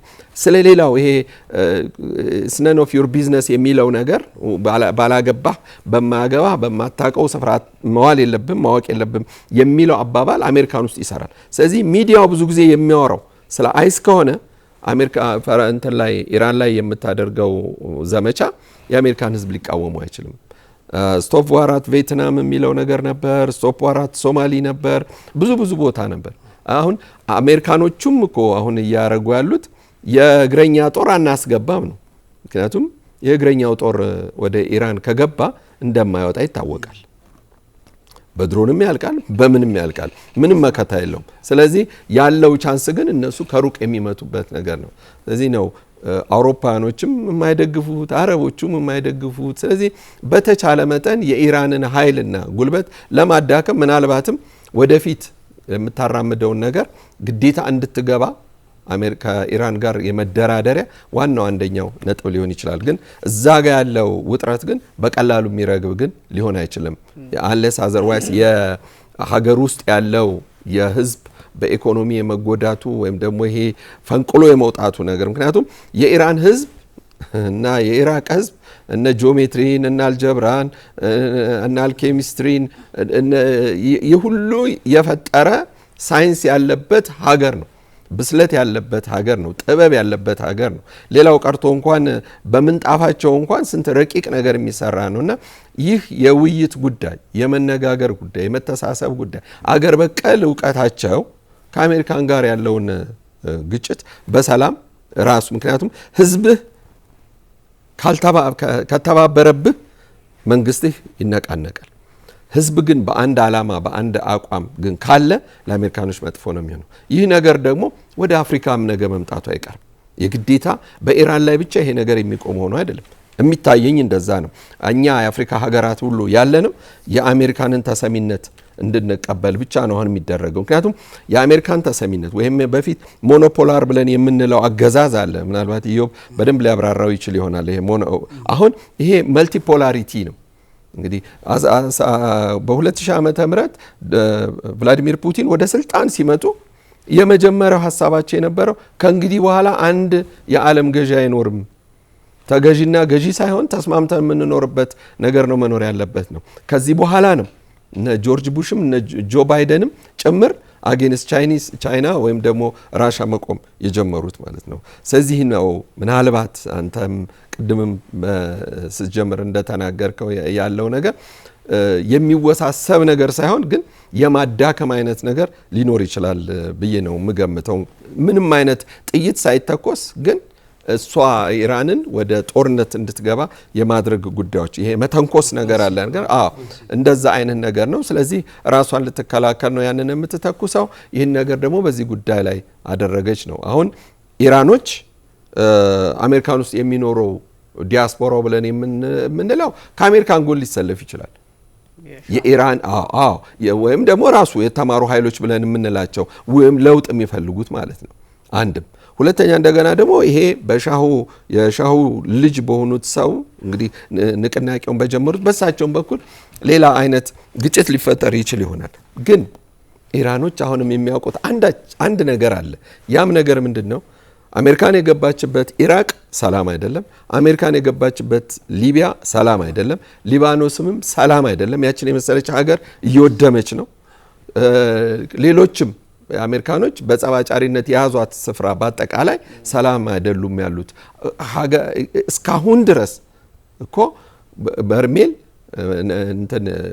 ነዳጅ በበርሜል እየሞሉ አሜሪካኖች እየሸጡ ነው። አሁንም ድረስ አልቆመም። በሳዳም ሁሴን ጊዜ የጀመሩት ኦፕሬሽን ማለት ነው። እንግዲህ የዛ የበረሃው ጦርነትና ዘመቻ ከተጀመረበት ዘመን ጀምሮ አሁን ድረስ ያለውን ብናይ ማለት ነው። ስለዚህ የኢራቅ የኢኮኖሚ እድገቷ እየከሰመ ወይም ደግሞ ባለበት እንዲሄድ ነው ያደረጉት። ህዝቡም እንዳይጮህ ነገር ግን ባለበት ቦታ ይሄ እንትን ሆኗል። ይሄ እንዴት ነው በዝግታ የሚሄድ ግን የማይጮህ አይነት ኢኮኖሚ ህዝቡ አይጮህም ግን እያደገ አይደለም። አሁን እንደዛ አይነት ነገር ደግሞ ኢራን ላይ አይደለም የሚፈልገው፣ ኢራንን ጭራሽ ቁልቁል እንድትሄድ ነው። ምክንያቱም ለአሜሪካን የማትታዘዝ የዛ አካባቢ ሀገር ብትኖር አንድ ኢራን ብቻ ስለሆነች፣ ስለዚህ ታዛዥነቷን እስካልተቀበለች ድረስ ጦርነቱ በዚህ ይቀጥላል የሚል አካሄድ ነው የሚመስለኝ። ልክ ነው። እንደዚህ አይነት ነገሮች የትራምፕ ማስተዳደር አሁን በተወሰነ መጠን ከዚህ ከራሽያና ከቻይና ጋር ያለውን ውጥረት ሊትራሊ ባለፈውም ስናወራው ነበረ። ቻይና የደህንነት ስጋት ብሔራዊ ስጋታቸው ተደርጋ ነበረ ከዚህ ቀደም በነ ባይደን አስተዳደር የተቀመጠችው። ትራምፕን በዛ ልክ ነበር የሚያስቡት። አሁን ግን ስጋታችን አይደለችም በሚል የኤዥያ ፓሲፊክን ጉዳይ ትንሽ ቸል ብለውታልና ይሄ የሚያሳየው ነገር አለ። ደን አሁን ወደ ካሪቢያን ወደ ፓሲፊክ በጠቅላላው ደግሞ ይሄ ዌስተርን ሄሚስፌር ላይ ነው። ስለዚህ እዛ ላይ ትኩረት ማድረጋቸው ኢኮኖሚያቸውም ወደዛው ዲፔንድ ያደርጋል፣ ዲፕሎማሲውም ወደዛው ይሄዳል እና ከዚህ ከነ ቬንዙዌላም ጋር የተገናኙ ጉዳዮችም ጥቅማቸውን ወደዛ የመውሰድ ፍላጎት አለ። ግን ይሄ ሲሆን ደግሞ ሚድል ኢስት ላይ ጥቅማቸውን ለማስከበርም ፍላጎት የላቸውም ማለት አይደለም። እንቅስቃሴዎች እንደዛ ይታያሉ። ከፖስት ዋር የሚሆኑትን ነገሮች ምናምን የሚፈጠረው ነገር ግልጽና ግልጽ ነው። ግን ኢራን ውስጥ በቀላሉ እንደዚህ አይነት የመንግስት ለውጥ እና አያቶላ አሊ ሀምኒ እንዳልከው አሌክስም አያቶላ አሊ ሀምኒን እንኳን የፈለገ አድርገው እንትን ብሏቸው ቢያነሷቸው በየትኛውም አይነት እርምጃቸው ግን ይሄ ኮንሰፕቱ ቀጣይ ነው። ምክንያቱም ጠንካራ ህዝብ ነው። ቅድም በደንብ ያነሳቸው ይሄ ከእውቀቱም ከስልጣኔውም ከነባርነቱም ብዙ የብርታታቸው ምንጭ የሆኑ ጉዳዮች ስላሏቸው ጊቭ አፕ አያደርጉም። ግን እንደዚህ አይነት ነገሮች ዋጋ በጣም ሞር ከየትኛውም ኃይል በላይ ከአሜሪካም ከእስራኤልም በላይ ዋጋ ልትከፍል የምትችለው ኢራን ናት። ምክንያቱም ይከቧታል። የሚያስከብቧት ቅድም ያልኳቸው ሀገራትም የሚታመኑ አይደሉም። አብዛኛው የአረብ ሀገር ከአሜሪካ ጋር አብሮ የሚሰራ ነው። አሜሪካ ታዋጣኛለች ብሎ የሚሰራ ስለሆነ ያን ያህል እንትን የሚሉ አይደሉም። ግን ሜቢ የዚህ የመካከለኛው ምስራቅ ተጨማሪ ውጥረትን ያስተናግዳል አያስተናግድም ከበቂ በላይ የተፈተነ አካባቢ ነው። አሁን ደግሞ ሌላ ፈተና የሚመጣበት ከሆነ በጣም ስፒልድ የሚያደርገው ኤቭሪዌር ነው፣ ወደኛም ጭምር ነውና የራሽያና የቻይናን አቋም ጨምሮ ወይም ደግሞ ከአሊያንስ አንጻርም ሀሳብ ቢኖር የዓለምን ፖለቲካ ምን ይሾፍረዋል ነው? ፓወር ወይም ሴኩሪቲ ነው። ከዛ ውጪ የሚሆን አይሆንም። ለምን ላንተ ኃይልም ይሁን ላንተ ደህንነት ሊቆምልህ የሚችል የትኛውም አካል አይኖርም። ቢኖርም በጣም ከዘገየ በኋላ ነው። እኛ ኢትዮጵያውያን ይሄን እናውቃለን፣ ሌሎች ዓለማትም ጭምር ይሄንን ያውቃሉ። ስለዚህ ሁልጊዜም ቢሆን የሀገርና መንግስት ስራዎች ውስጥ አንደኛው ወታደራዊ ኃይልህን ሚሊተሪ ቤዞችን ማጠናከር ነው። ሁልጊዜም ቢሆን ለምን ስቴት ሀገርና መንግስታት ከሚሰሩ ስራ ውስጥ አንዱ የመሳሪያ አቅማቸው መጨመር ነው። ልክ እኛ ሰርተን ራሳችን እንደምናስተዳድረው በሙሉ ሀገርና መንግስት ሆኖ ይሄ ማድረግ ካልተቻለ ምናልባትም በሲስተሙ እየተበላ የምትሄድበት ሁኔታ ነው የሚኖረው። ቀደም ብዬ ካልኩት ከኢምፓየር አምቢሽን አሁን አሜሪካ ላይ ካለው አስተሳሰብ ጋር የማይካዱ ግን የማይረገጡ ጉዳዮችንም ጨምረ አብረህ ማየት ያስፈልጋል። ለምን ይሄ የመርካንታይሊስት የሆነ በጉልበቴ እስከሰበርኩ ድረስ እና ደግሞ ሀብትን መመዝበር እስከቻልኩ ድረስ ለዛም ደግሞ አቅሙ ስላለኝ አደርገዋለሁ የሚለው አካሄድ ሃይራርኪያል ስቴት ሪሌሽንን ይፈጥራል። ማለት አንደኛው ሀገር የበላይ ሌላኛው ደግሞ ሀገር የበታች አይነት ሁሌም እንደዛ አይደለንም እንዴ የሚሉ ብዙ ሰዎች አሉ። በጥልቅ እየገባ ስትመረምረው ግን ሀገራት እንደ ብላክ ቦክስ ናቸው። ሁሉም እኩል የሆነ ሉዓላዊነት አላቸው። የኢኮኖሚ እንዲያውም ብዙውን ጊዜ ሉዓላዊነትህ የኢኮኖሚ ገጽታዎች የሉትም። የፖለቲካል ኮንስቲትዩንሲ ጉዳይ ነው። የህዝብና የስርዓተ መንግስት ጉዳይ ነው። ተግባባን። ስርዓትና መንግስቶች ካሉ የግለሰቦች መሞት አለመሞት ብቻ በቂ ያደርገውም የሆነ ስርዓትን ለማክሰም እና ሃይራርኪካል አድርጎ መገንዘብ በጣም የኢኮኖሚ መበልጸግ የሁሉንም ህግና ስርዓት ማዕከላዊ መንግስትም የሌለውን ፍጥረተ ባህሪ የሆነውን አናርኪን ማዕከላዊ ሆኜ እንደኔ ፍላጎት ሞልድ አድርጌ ቅርጥፍጥፍ አድርጌ ይሰራዋለሁ ማለት ለማያበቃ ጉዳት ሊያደርስ ይችላል። ለምን አሜሪካ ወደ ኢራን በተጓዘች ቁጥር ኢራናውያኑም ደግሞ የኢራናውያን ኮዝ የሚፈልጉ አካላት በዛን ያህል አውዳሚ ነገር ነው ብዬ አይደለም። ግን አሜሪካ ፖለቲካ ዳይናሚክስ ውስጥ ምን ሊፈጠር እንደሚችል አናውቅም። ለምን ፑቲን የአሜሪካንን የኤሌክሽን ዳይናሚክስ ለራሳቸው አድቫንቴጅ ተጠቅመውበታል ከዚህ በፊት። ለምን የነበረው የሊበራሎችን እንቅስቃሴ ለመግታት ጭምር ማለት ነው። እነዚህ ናቸው። በተረፈ ሚድል ኢስት ውስጥ አሁን እየተከናወኑ ካሉት ነገሮች አንጻር ስትመለከተው የኢንቬዥንና ይሄ ብሬክ ስሩ ጥርመሳ ብቻ ሳይሆን የባላንስ ጉዳይ ነው። ኢራን የራሷ ነን ስቴት አክተርሶች ይደግፏታል። ምናልባት ፈንደመንታል የሆኑ ከሃይማኖታዊ ጉዳይ ጋር የዓለምን ፖለቲካ አይተው የሚያዩ ክለሪካል የሆኑ ስርዓተ መንግስታቸውን ከሃይማኖቶች ጋር አብሮ ቀባብቶ ማስኬድ የሚፈልጉ አካላት ግን ደግሞ እነዚያ ጋር ስርዓትና መንግስት ባይሆኑ እንኳን ኪ ጂኦ ፖለቲክስ ቦታ ላይ በመኖራቸው ጭምር ውድመታቸውን ከፍ ሊያደርገው ይችላል። ለምን አሜሪካ በጃፓን ስትጠቃ ሁለተኛው ዓለም ጦርነት ላይ እንደዚህ አይነት ጉዳይ ነበር። ወደ ባህሩ የተጠጉ መርከቦች ነበሩ። ወይል ወጣቱ የመነሳሳት እድሉን ከዛ በኋላ ደግሞ መርከቦቹን የማውደሙ ጉዳይ ምናልባት ጃፓንን መልሶ ቢጎዳም ጭምር የማይረሳ ጉዳይ ነው። ስለዚህ ብዙ ስቴቶች አብሯት ስለሆኑ ብቻ አይደለም ኢራንን ነን ስቴት የሆኑ ግን ጂኦፖለቲካል ሲግኒፊካንሳቸው ከፍ ያሉ አካላት መኖራቸው እነዚህ አሊያንሶች ሀገረ መንግስት አሊያንስን ሊገዳደሩ ወይም ሊልቁ የሚችሉበትን እድል ይፈጥራል። እንዲያውም ብዙውን ጊዜ ከዚህ ከኢንተርናሽናል ሎ ጋር ከዲሲዥን መዘግየት ጋር ከዲፕሎማሲ ጋር ከሚታገሉት ይልቅ በእነዚህ ባይንዲንግ ሎስ የማይገዙት ነን ስቴት አክተርሶች ቴሮሪስት ግሩፖች ለምሳሌ ቼንድ የሚያደርጓቸው ኔትወርኮች ከባድ ውድመትን ሊያስከትሉ ይችላል ማለት ነው። ሆኖም እዚህ ጋር አንድ መለየት የሌለበት ጉዳይ የኒኩለር ፓወር ጌምንም ጭምር መረዳት ነው። ኢራን የራሷን አብዮት የኔ ነው የምትለው አብዮት የራሷ ጥንታዊ መለያ ከ3ኛው ክፍለ ዘመን ጀምሮ ኢራን ከተባለችበት ጊዜ ጀምሮ የራሷ የሃይማኖታዊ ስርዓት የዛርቱሰር ዝራና እስከ እስልምና ድረስ ደግሞ ከዛ በኋላ ያላት በእርጋታ የተሞላ ዓለም ለቁስ የማይደነግጥ ዓለም ብሔራዊ ክብሩን መጠበቅ የሚፈልግ ፍላጎት እንዳላት የሚታወቅ ነው። ይሄ በዌስተርኑ ዓለም ቅድም በነገርኩት ኮንትራዲክሽን የተነሳ ሌላ ምልከታ የሚሰጠው ቢሆንም ማለት ነው። ስለዚህ የኒኩለር ባለቤትነቷን የኦይል ሪሶርስ ባለቤትነቷን የፖፑላር ሶቨርኒቲን ጉዳዩን የደምና ያጥንት አድርጋ መታገር ጭምር ነች። እንደዚህ አይነቱ አካላት ላይ የመንግስታትን ግለሰቦችን መያዝ መስቀል እምብዛም ለውጥ አያመጣም። ስርዓቱ ኮንስቲቲዩቲቭ የሚቀጥል ጉዳይ አለው። እዚሁ ጋር ግን የባላንስ ኦፍ ፓወርን ማየት አለብህ። የሪያሊዝም ስኩል ኦፍ ቶት ላይ አንደኛው ደስ የሚለው ነገር የሰላም ምንጩ ምንም አለመታጠቅ አይደለም። በቃ ስትመጣ ስታርደኝ ዝም ብዬ ማየት አይደለም፣ እኩል መታጠቅ ነው። በቃ ምንም ያለ ርህራሄ በዚህ ምንም ማዕከላዊነቱ በማይታወቅ ሀገር ውስጥ ዝም ብዬ አልፈጅም። ይሄ ሎጂካሊ የሆነ ነገር አይደለም። ለምን ከሰብአዊ ባህሪያት ነው ፖለቲክስ ሊመነጭ የሚችለው። ስለዚህ ሁለት እኩል የታጠቁ ቡድኖች ያሏቸው አካላት የሰላም ምንጭ መሆን እድላቸው ይኖራል።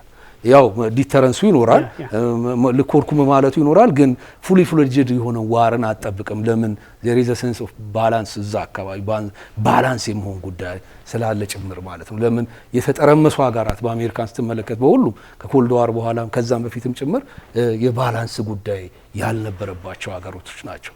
ስለዚህ የኢራን ሰላም በኢራን ኒኩሌር የሚጠበቅ ከሆነ የአሜሪካንም ሰላም በመርከቦቿ ይሄ ሜጋ ሚሊተሪ ፕሮጀክቶቿ የሚጠበቅ ከሆነ ዜር ውድ ቢ የሆነ ሴንስ ኦፍ ባላንስ ይኖራል። አሁን የአሜሪካን የሚያስፈራ ቫይብራንት የሆነ ኢኮኖሚ የኢምፓየር ስቴት የመምሰል ጉዳይ በህግና በመንግስት የማይገዛ ባህሪ የማሳየት ጉዳይ ዲል ኢዝ ዲል ነው ያለው አይደል?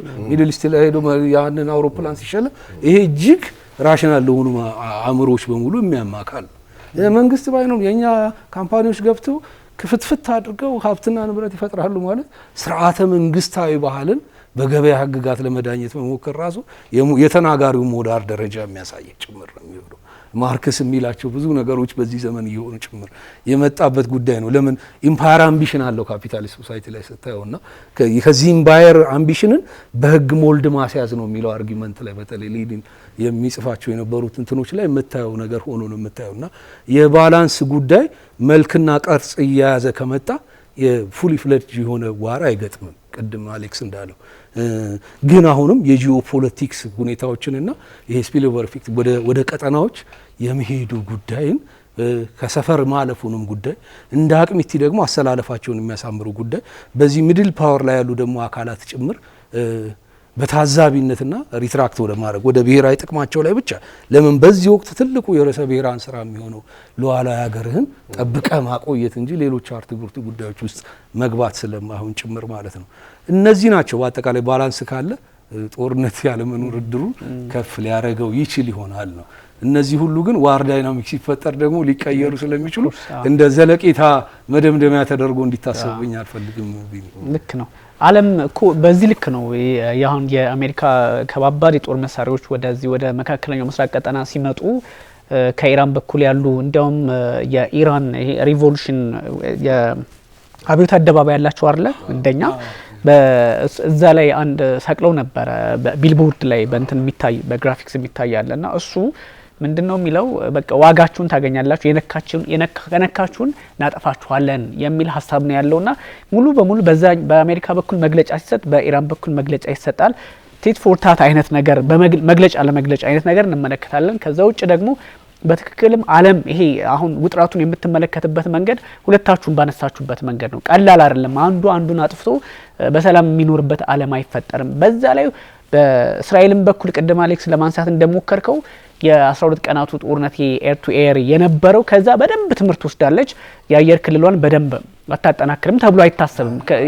ክፍት ነበረ ያኔ ክፍት አልነበረም። ኦፍ ኮርስ ግን ያሰቡትን ያህል መከላከል አልቻሉም ነበረ። ከዛ በደንብ ትምህርት ወስደዋል፣ ተዘጋጅተዋል።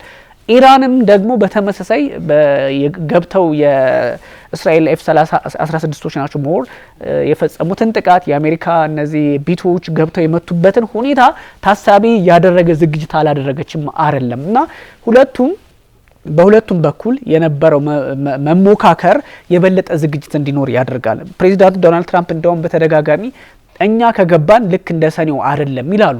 ሰኔው ላይ ያን ያህል በቃ ኢምፓክት እንዳልፈጠሩ ይጠቁምባቸዋልና ይሄ ቀላል አይደለም። በጠቅላላው ዓለም ያላት ግንዛቤ የተመለከተው ቀጣይ ጥያቄ እሱ ነበር ሊሆን የነበረው። እናንተ ሁለታችሁም ያነሳችሁት ነው። መጠፋፋት ይችላሉ በቃ የሚል ማንም ነው ባይዘው እንግሊዝም አንደርስታንዲንግ እንደዛ ነው። ፈረንሳይም፣ ራሺያም፣ ቻይናም እነ ሳውዲዎችም ካታርም በዚህ ልክ ነው ያላቸው ግንዛቤ። ለዛም ነው ሁለቱም ጉዳዩን ቢያረግቡት የሚል ሀሳብ ያላቸውና እዩ ሜቢ ያነሳው ምንም አይነት ኃይል ይሁን ክሪቲካል ቦታ ላይ ካለ አለ ነው። ካታይፕ ሄዝቦላን ዝም ብሎ ምን አሳደት አጠፋዋል የሚባል አይደለም ያለው ኢራቅ ውስጥ ስለሆነ ሄዝቦላ በእስራኤል የፈለገ ቢደበደብ ስቲል ያለበት ቦታ መካከለኛው ምስራቅ ሊባኖስ ውስጥ ነውና እነዚህ አክተሮችም ጫና ይፈጥራሉ። በዛ ላይ ግዙፎቹ አሉ እነ ቻይናና እነ ሩሲያ። ለአሜሪካ ቀላል ላይሆን ይችላል። አሜሪካ ደግሞ በቀላሉ ጥሪ ብታቀርብ የማይሰለፈው አገር ጥቂት ሊሆን ይችላልና በጣም አስቸጋሪ ነው። ይሄ ጉዳይ ቀይ ባህር ላይ የሚመጣ ነው። ይሄ ጉዳይ መጣ እንጂ ተናገሩ እነ ሁቲዎች በዚች በኩል ዝር የሚል ነገር የለም ከምናምን የሚል ሀሳብ አመጡ። የቺ ዩኤስኤስ አብርሃም ሊንከን የምትባለው ህንድ ውቅያኖስ ላይ ከቆመች እዛ የምታልፈውም የሚያገድመውም ነዳጅ የሚጭነውም ሁሉም በአሜሪካ ቼክ እየተደረገ እንዲያልፍ ይደረጋልና ይሄ ሁሉ በሁሉም በኩል ውጥረት ይፈጥራልና አፍሪካ ቀንድ ላይ የመምጣት እድሉ ምንም እንደው እንተና የለውምና እንዴት ይታያል? ወደዛ ከሜዳ በፊት ቀድም ያላነሳቸው የተወሰኑ ነገሮች ነበር ማስታወሳቸውና ኢራን መቼ ነው ልትመታ የታሰበችው ተብሎ ወደ ኋላ ትንሽ መለስ ብለን ብናይ ኢራቅ ላይ የነበረው ጆርጅ ቡሽ የተጀመረ የነበረ ጦርነት የነበረውን ሳዳም ሁሴንን እንደሚማርኩ አሜሪካኖች በፍጹም አልጠበቁ። የሳዳም ሁሴን መያዝ ግን ባያዙ ኖሮ ከኢራቅ ቀጥላ የምትመታና ልትያዝ የሚገባት ሀገር ኢራን ናት ብለው ደምድመው ነበር። በዛን ዘመን ከ15-14 ዓመት በፊት ይመስለኛል ባለፈውም አንስቼዋለሁ ቭላዲሚር ዥሪኖቭስኪ የሚባሉ አንድ የፖለቲካ ተንታኝ ነበሩና ይተነብዩ ነበር ለምንድን ነው እንዲህ የሚያደርጉት የሚሉት። እሳቸው የሩቅ ምስራቅ ታሪክ፣ ሃይማኖት፣ ባህል፣ ፖለቲካውን በደንብ ስላጠኑት ነበርና የኢራኖችንና የኢራቆችን ኃይል ቱርክን ጨምሮ ደንብ ይተነትኑ ነበር። ምንድን ነበር የሚሉት? እንዲያውም አሜሪካኖች ዘግይተዋል፣ ኢራን እስካሁን ትመታ ነበረ፣ አሁንም ቢሆን መመታቱ አይቀርም፣ መረጃ ባይኖርም አላማቸው ይሄ ነው ከኢራቅ ቀጥሎ ይባል ነበረ። አሁን ታስታውሳችሁ ምናልባት በሆነ ሚዲያ ላይ ሳታዩ አልቀርም፣ ቢኒያም አልተነጋገርንበትም እንጂ የፍሎሪዳ ገዢ በነበሩ ጊዜ ሴኔተር በነበሩ ጊዜ ማርክ ሩቢዮ ከ10 ዓመት በፊት ይናገሩት የነበረው ነገር ኢራንን አጥብቀው በየስብሰባቸው መካከል ኢራን መያዝ የኢራን ሀገር የስርዓተ ለውጥ እንደሚያስፈልጋት አበክረው ይናገሩ ነበር። ስለዚህ እሳቸው አሁን የውጭ ጉዳይ ሚኒስትር በሆኑ ሰዓት ለዶናልድ ትራምፕ ጥሩ አጋጣሚ ሆነላቸው። ስለዚህ አማካሪዎቻቸውም ያንን ነው እያደረጉ ያሉት። ስለዚህ ቀደም ሲል እነዚህ ጦርነቶች ወይም ደግሞ ኢራን ላይ ሊዘምቱ የሚመጡ ኃይሎች ቢኖሩ ወይም እስልምናን የሚነኩ ኃይሎች ካሉ ጂሃድ ጦርነትን ማወጇ የማይቀር ነው ኢራን። ምክንያቱም ከዛ ውጪ የለም። የጂሃድ ጦርነት ታወጀ ማለት ልክ ባለፈው ጊዜ ሳልማን ሩሽዲ ነው አይደል የሚባለው ያንን መጥፎ መጽሐፍ ከጻፈ በኋላ በወቅቱ ብዙ ሙስሊሞችን ያስቆጣ ነበርና እሱ ላይ የሞት ፍርድ እንደተፈረደበት አሁንም ደግሞ በዶናልድ ትራምፕ ላይ እንደዛ አይነት ነገር ሊመጣ ይችላል። ከዛ በተጨማሪ ደግሞ የጂሃድ አዋጁ ከታወጀ ማንኛቸውም አሜሪካን ደጋፊ የሚሆኑ ወይም ደግሞ አሜሪካን አፍቃሪ አሜሪካን የሆኑትን ሀገራት ጨምሮ ሊጎዳ ይችላል። ያ እንግዲህ እነ ኩዌት እነ ባህሬን የመጀመሪያዎቹ ታርጌቶች ናቸው ሊሆኑ የሚችሉት። እዚህ አሁን ቀድምም ወደ ቀይ ባህርም ስንመጣለን በዚህ በኦማን ይዘ የኤደን ባህረ ሰላጤን ይዘን በምንመጣ ሰዓት ውጥረቱ የሚመጣ ወደ ቀይ ባህር መሆኑ አይቀሬ ነው። እዚህ ቀይ ባህር ላይ ያለው ነገር ምንድነው ብለን ስንል ለአገራችንም ኢኮኖሚ ራሱ እድገት ምናልባት ተጽዕኖ ያደርጋል ብዬ ነው የማምነው። ቀይ ባህር ላይ ያለው ውጥረት በሁቲዎች ብቻ የሚቀርም አይደለም። በሶማሌዎቹም በኩል የሚነሳ ይኖራል። በዛ አካባቢ ያሉ ሀገራት ሁሉ ጦራቸውን የማያነሱበት ሁሉም በተጠንቀቅ የማይቆምበት ምክንያት የለም። ስለዚህ ያን ጊዜ ያለው የነዳጅ ዋጋ መጨመር ምናልባት በዓለም ኢኮኖሚ ላይ ታይቶ ተሰምቶ የማይታወቅ ኬዎስ ይፈጠራል ብዬ ነው እማምነው። ኢራን ብቻ አይደለችም ታርጌት። አሁን የሚታየው የአሜሪካን የበላይነት ነው። ስለዚህ አሁንም መልሰው በነ ጆርጅ ቡሽ ጊዜ የነበረውን ሞኖፖላሪቲ አሁንም ነው ማምጣት የሚፈልጉት። እዚህ የቀይ ባህር ቀውስ የኢራኑ ጦርነት ከተጀመረ ወደ ቀይ ባህሩ የማይመጣበት አንዳችን ምክንያት የለም። ያኔም ቢሆን እንኳ ተልከስክሰው ምንም ቢሆን የኤርትራ መንግስት ይህንን ጸባጫሪነቱን ጨማምሮ ሌላም ነገር በኢትዮጵያ ላይ በዚሁ ግርግር መንግስትን የማናገበት ምክንያትም አይቀሬ ነው ብዬ ነው ማምነው።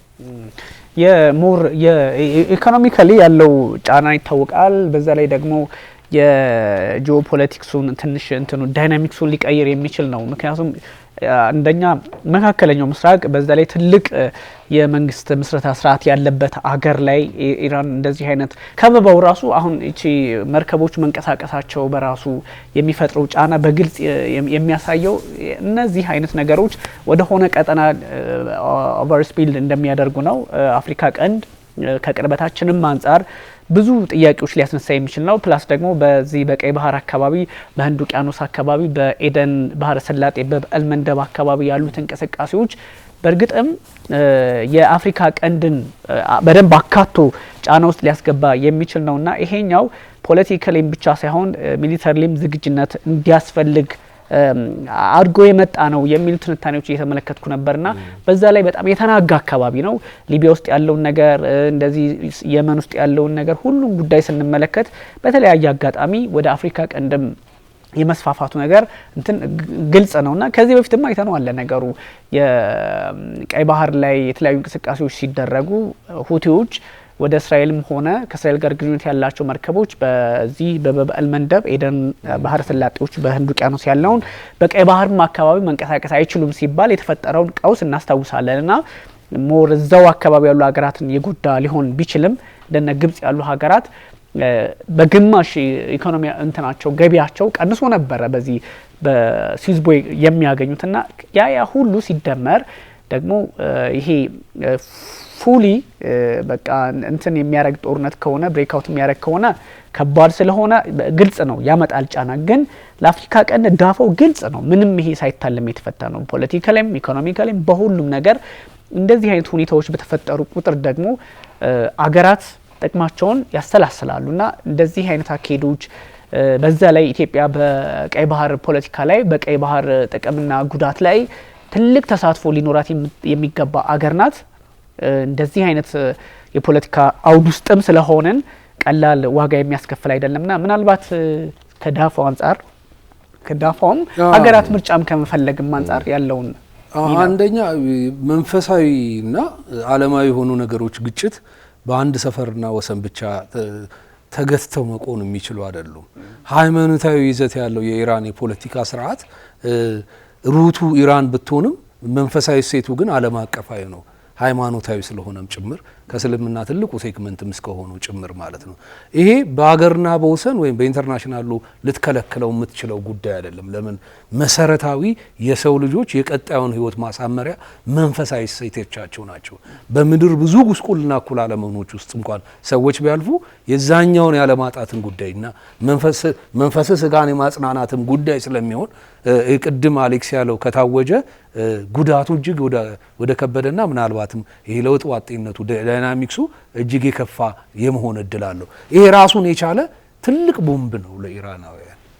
ገብተዋል። ለምን ይሄ የክሩሴድ የሆነ አይነት ወረራ ይሄ የስርዓተ መንግስትን መቀየር ብቻ ሳይሆን እሴቶቻችንን አንግሉ ሃይማኖታዊ ስርዓታችንን ማንገሉ ለዓለምና ለዓለም ሃይማኖተኞች በሙሉ ማነቃቃትን የሚያስችል ራሱን የቻለ ኮንክሪት ግን ምናልባት ፕራግማቲክ ያልሆነ የቫልዩ ጉዳይን ጭምር ያስነሳል ማለት ነው። እኔ ራሴን ሆኜ እንዳልኖር የሚያደርገኝ የሊበራል የትኛውን መንሰራፋት እኔን ከማይመስሉኝ ጋር ሆኜ የምድራዊ ተጋድሎ ልፈጽምና ላነሳሳበት እችላለሁ። የሃይማኖት ጉዳዮች እጅግ ሴንሲቲቭ ናቸው ሚድል ኢስት ላይ። ለምን ፖለቲካዊ ስርዓቶችን ስታጠና የሚቀጥለው ገጽ ሃይማኖት እንደሆነና ሃይማኖቶቹን በግድ ሁሉ ማንበብ የምትጀምረው ከሚድል ኢስት ማማር የምትጀምር ከሆነ ነው። ለአንዱ ከሌላው ጋር ያለውን ህብረት ሞቢላይዝ ለማድረግ ጉዳይ ጭምር የምታይበትም ጉዳይ ይሆናል። ይሄ ነው አንደኛው። ስለዚህ ከዳር እስከ ዳር ሊነሱ የሚችሉ ማዕበሎችን በመንፈሳዊ ስርዓቶች ላይ መቀስቀስ እድል ይኖራል። በምድር ላይ ያሉ የፖለቲካ ስርዓቶች መፋጨት ይኖራል። ሚድል ኢስት ላይ ደግሞ ያሉን አሁን ሁለት ይሄ የሪጅናል ሄጊሞኒ አክተርሶች የሳውዲ አረቢያና የዩኤኢን ስትመለከት ደግሞ የራሳቸው ቀጠናዊ ስፔርን ለመፍጠርና ተጽዕኖአቸውን ከፍ ለማድረግ የመሞከር ጉዳያቸው እዚህ ሆርን አፍሪካ ላይ መምጣት አይቀርም። ፕሮፌሰር መስፍን ይናገር የነበረው ነፍሱን ይማረውና አንድ ነገር ልበልና ላብቃ። ሆርን አፍሪካ በተለይ ኢትዮጵያና የአረቡ ሀገራት ይሞራረዳሉ። የዛን ያህል ከጥንታዊ ስልጣኔ ጀምሮ ይሞራረዳሉ። የዛን ያህል የጎላ የምትለው መጋጨቶች ውስጥ በተለያዩ ዘመናት አልተገባም። በተለይ በዘመናዊ ዓለም ውስጥ ግን መሞራረድ ጉዳይ አይነት ይኖራል። ያ ከፍ ብሎ ሊቀጥል ይችላል በዚህ በሆርን አፍሪካ ላይና ቀዳሚው ጉዳይ የሀገር ሉዓላዊ መንግስትን ጉዳይ ስለሚሆን ያን ማስቀጠሉ ይሆናል የሆርን አፍሪካ ሀገሮች አጀንዳ ማለት ነው። ዛን ከኤኒ ትሪቡታሪ ከሆኑ ጉዳዮች በዘለለ ሳውዲና አረብ ኤሚሬቶች ኦሬዲ አፍሪካ ቀንድ ላይ የተለያየ የፖለቲካ ግንዛቤ ውስጥ እንዳሉ ታሳቢ ይደረጋል።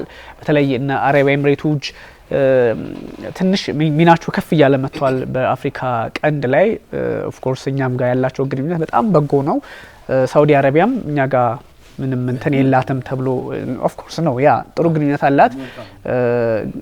ግን ሳውዲ አረቢያና አረብ ኤሚሬቶች ግን እርስ በርሳቸው የፈጠሩት አለመግባባት በሀገራት አንዳንድ ውስጥ ጉዳዮች ላይ ጫና ሊፈጥር ይችላል ተብሎ ይታሰባል። እንደዚህ አይነት አካሄዶች ግን የመካከለኛው ምስራቅ ጉዳይ እዮብ እንዳነሳው ብዙ ነገር ሰዎች በብዙ መንገድ በብዙ አውድ ውስጥ ነው አስገብተው ሊረዱት የሚፈልጉትና ይሄኛው ሞር አሁን የፖለቲካሊ የሄጅሞኒ ጉዳይ አሁን ኤምፓየር የመመስረት ነገር ስም የመቀየር አይነት ነገር ነው እንጂ አሁን ኤቭሪዌር ዓለም ያለችበትን ሁኔታ አሜሪካ በምን መንገድ ነው የምትመለከተው፣ ዓለምስ የአሜሪካን ሕግ እንዴት ነው አክሴፕት የምታደርገው የሚለውን ነገር ስትመለከት ስም የመቀየር ካልሆነ በስተቀር ኤቭሪዌር አሜሪካ አለች ተብሎ ነው የሚታሰበው። በዲፕሎማሲውም የጦር ቤዞችን በመመስረት ዲፕሎማቲካሊ በብዙ መንገድ ስራዎች ውስጥ እንደሆነች ይታወቃልና እንደዚህ አይነቶች ዋጋ የሚያስከፍሉ ነገሮችን ፕሬዚዳንት ዶናልድ ትራምፕ ቆም ብለው ሊያስቡ ይችላሉ ተብሎ ይወሰዳል። ግን አሁን ባለ ሁኔታ ኢራን ጋር ጦርነት ውስጥ አንገባም ይለዋል። ከዛም በኋላ ደግሞ አይተናቸው የማናውቃቸውን የጦር መሳሪያዎች ሲያስጠጉ እንመለከታለን። ኢራን መደራደር ፈልጋለሁ ብላለች ይሉናል። ከዛ በኋላ ደግሞ የነማሱድ ፔዜሽኪያን ወይም ደግሞ የአባስ አራግቺ የኢራኑ የውጭ ጉዳይ ሚኒስትር አይ እንደዚህ አይነት ነገር እኛ እንደራደር አላለም ይላሉ። ሁለቱም ላይ ጡንቻ አለን ነው እና ይሄ ትንሽ መዘዙ በሁለቱም በኩል ያለው መካረር እንደ ዲስኬሌት የማድረግ ነገር ይፈጠራል ተብሎ ይታሰባል። እነ ቱርክ መግለጫ እየሰጡ ነበረ። አረጋጉት፣ መረጋጋት አለበት። ምክንያቱም ሁሉም ሀገር ጥቅም ሳይኖረው ፍላጎት ሳይኖረው ቀርቶ ሳይሆን በቃ የሚመጣው ነገር ጉዳቱ ከባድ የሆነ በመምጣቱ ነውና ትንሽ አታዩ ምን መሆን አለበት ወይም ደግሞ ጂኦፖለቲካሊ ያለውን ኢምፓክት ጂኦፖለቲካሊ በጣም ኢምፓክት አለው። ኔጌቲቭም ሳምታይምስ ደግሞ የተለየ የፖለቲካ ፍላጎት የተወጠሩ ሀገራት የተለየ ፍላጎት ማስከበር የሚፈልጉ ሀገራትም ደግሞ ሊጠቀሙበት ይችላሉና ከዚህ ሁለት ሀገራት ሜንሽን ማድረግ ይቻላል። ኦፍ ኮርስ ግን እስኪ እንዴት ይታያል? ከዚህ እንደው ከሬድሲውም አንጻር የተወሰነ ጂኦፖለቲካሊ ሽፍት አሁን ቱርክን ጥሩ አንስታል። ቀደም ብለን ብዙ መነጋገር እንችል ነበር እንዲያውም በኢራን በኩል ያለው ምክንያቱም የቱርክ ጦር ወይም ደግሞ የጦር ኃይሏ ደረጃ አሁን ከነ ጣሊያን ሁሉ ተሽሎ የተገኘበት እንደሆነ ስታቲስቲክሱ አሁን ቅርብ ጊዜ ወጣው ያሳያል። ስለዚህ ኢራን ባለችበትና በምትጎዳበት ቦታ ሁሉ ቱርክም ኢኮኖሚያ ይጎዳል። ስለዚህ በተቻለ መጠን ነገሮች በቀላሉና በሰላም እንዲፈቱ የማድረግ ነገር በቱርክ በኩል በቃ ይሄ ያላሰለሰ ጥረት የሚባለው ነገር እንደሚያደርጉ ይታወቃል። ግን እዚህ ጋር አሁን ቆም ብለን ስናይ ማን ነው ዳኛው? ዶናልድ ትራምፕ እኮ የተባበሩት መንግስታትን ከምንም እየቆጠሩት አይደል። ኒውዮርክ የተቀመጠ የዓለም መንግስታት የሚተዳደሩበትን ደንብ እና ህግ ሽረው የእሳቸውን ህግ ነው ያወጡት። እዚህ ጋር አሁን እንዲያውም ፕሬዚዳንት ማክሮን የተቃወሙት ነገር አለ።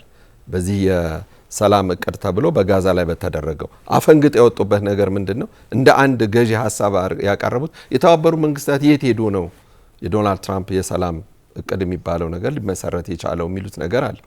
አሁን ይሄ ነገር ስታየው በመሪዎች ደረጃ ይሄ ተባለ ማለት ወደ ሌላ አሜሪካን ልታራምደው የምትችለውን ነገር ወይም ፍላጎት በፊት ትፈልግ የነበረ ወይም ታደርግ እንደነበረው ኑ ተቃወሙ፣ ኑ ደግፉ የሚለውን ነገር በደንብ ልታደርግ እንደማትችል እያሳየ ነው። ለዚህም እኮ ማሳያ ይሆናል እሳቸው በተናገሩ ማግስት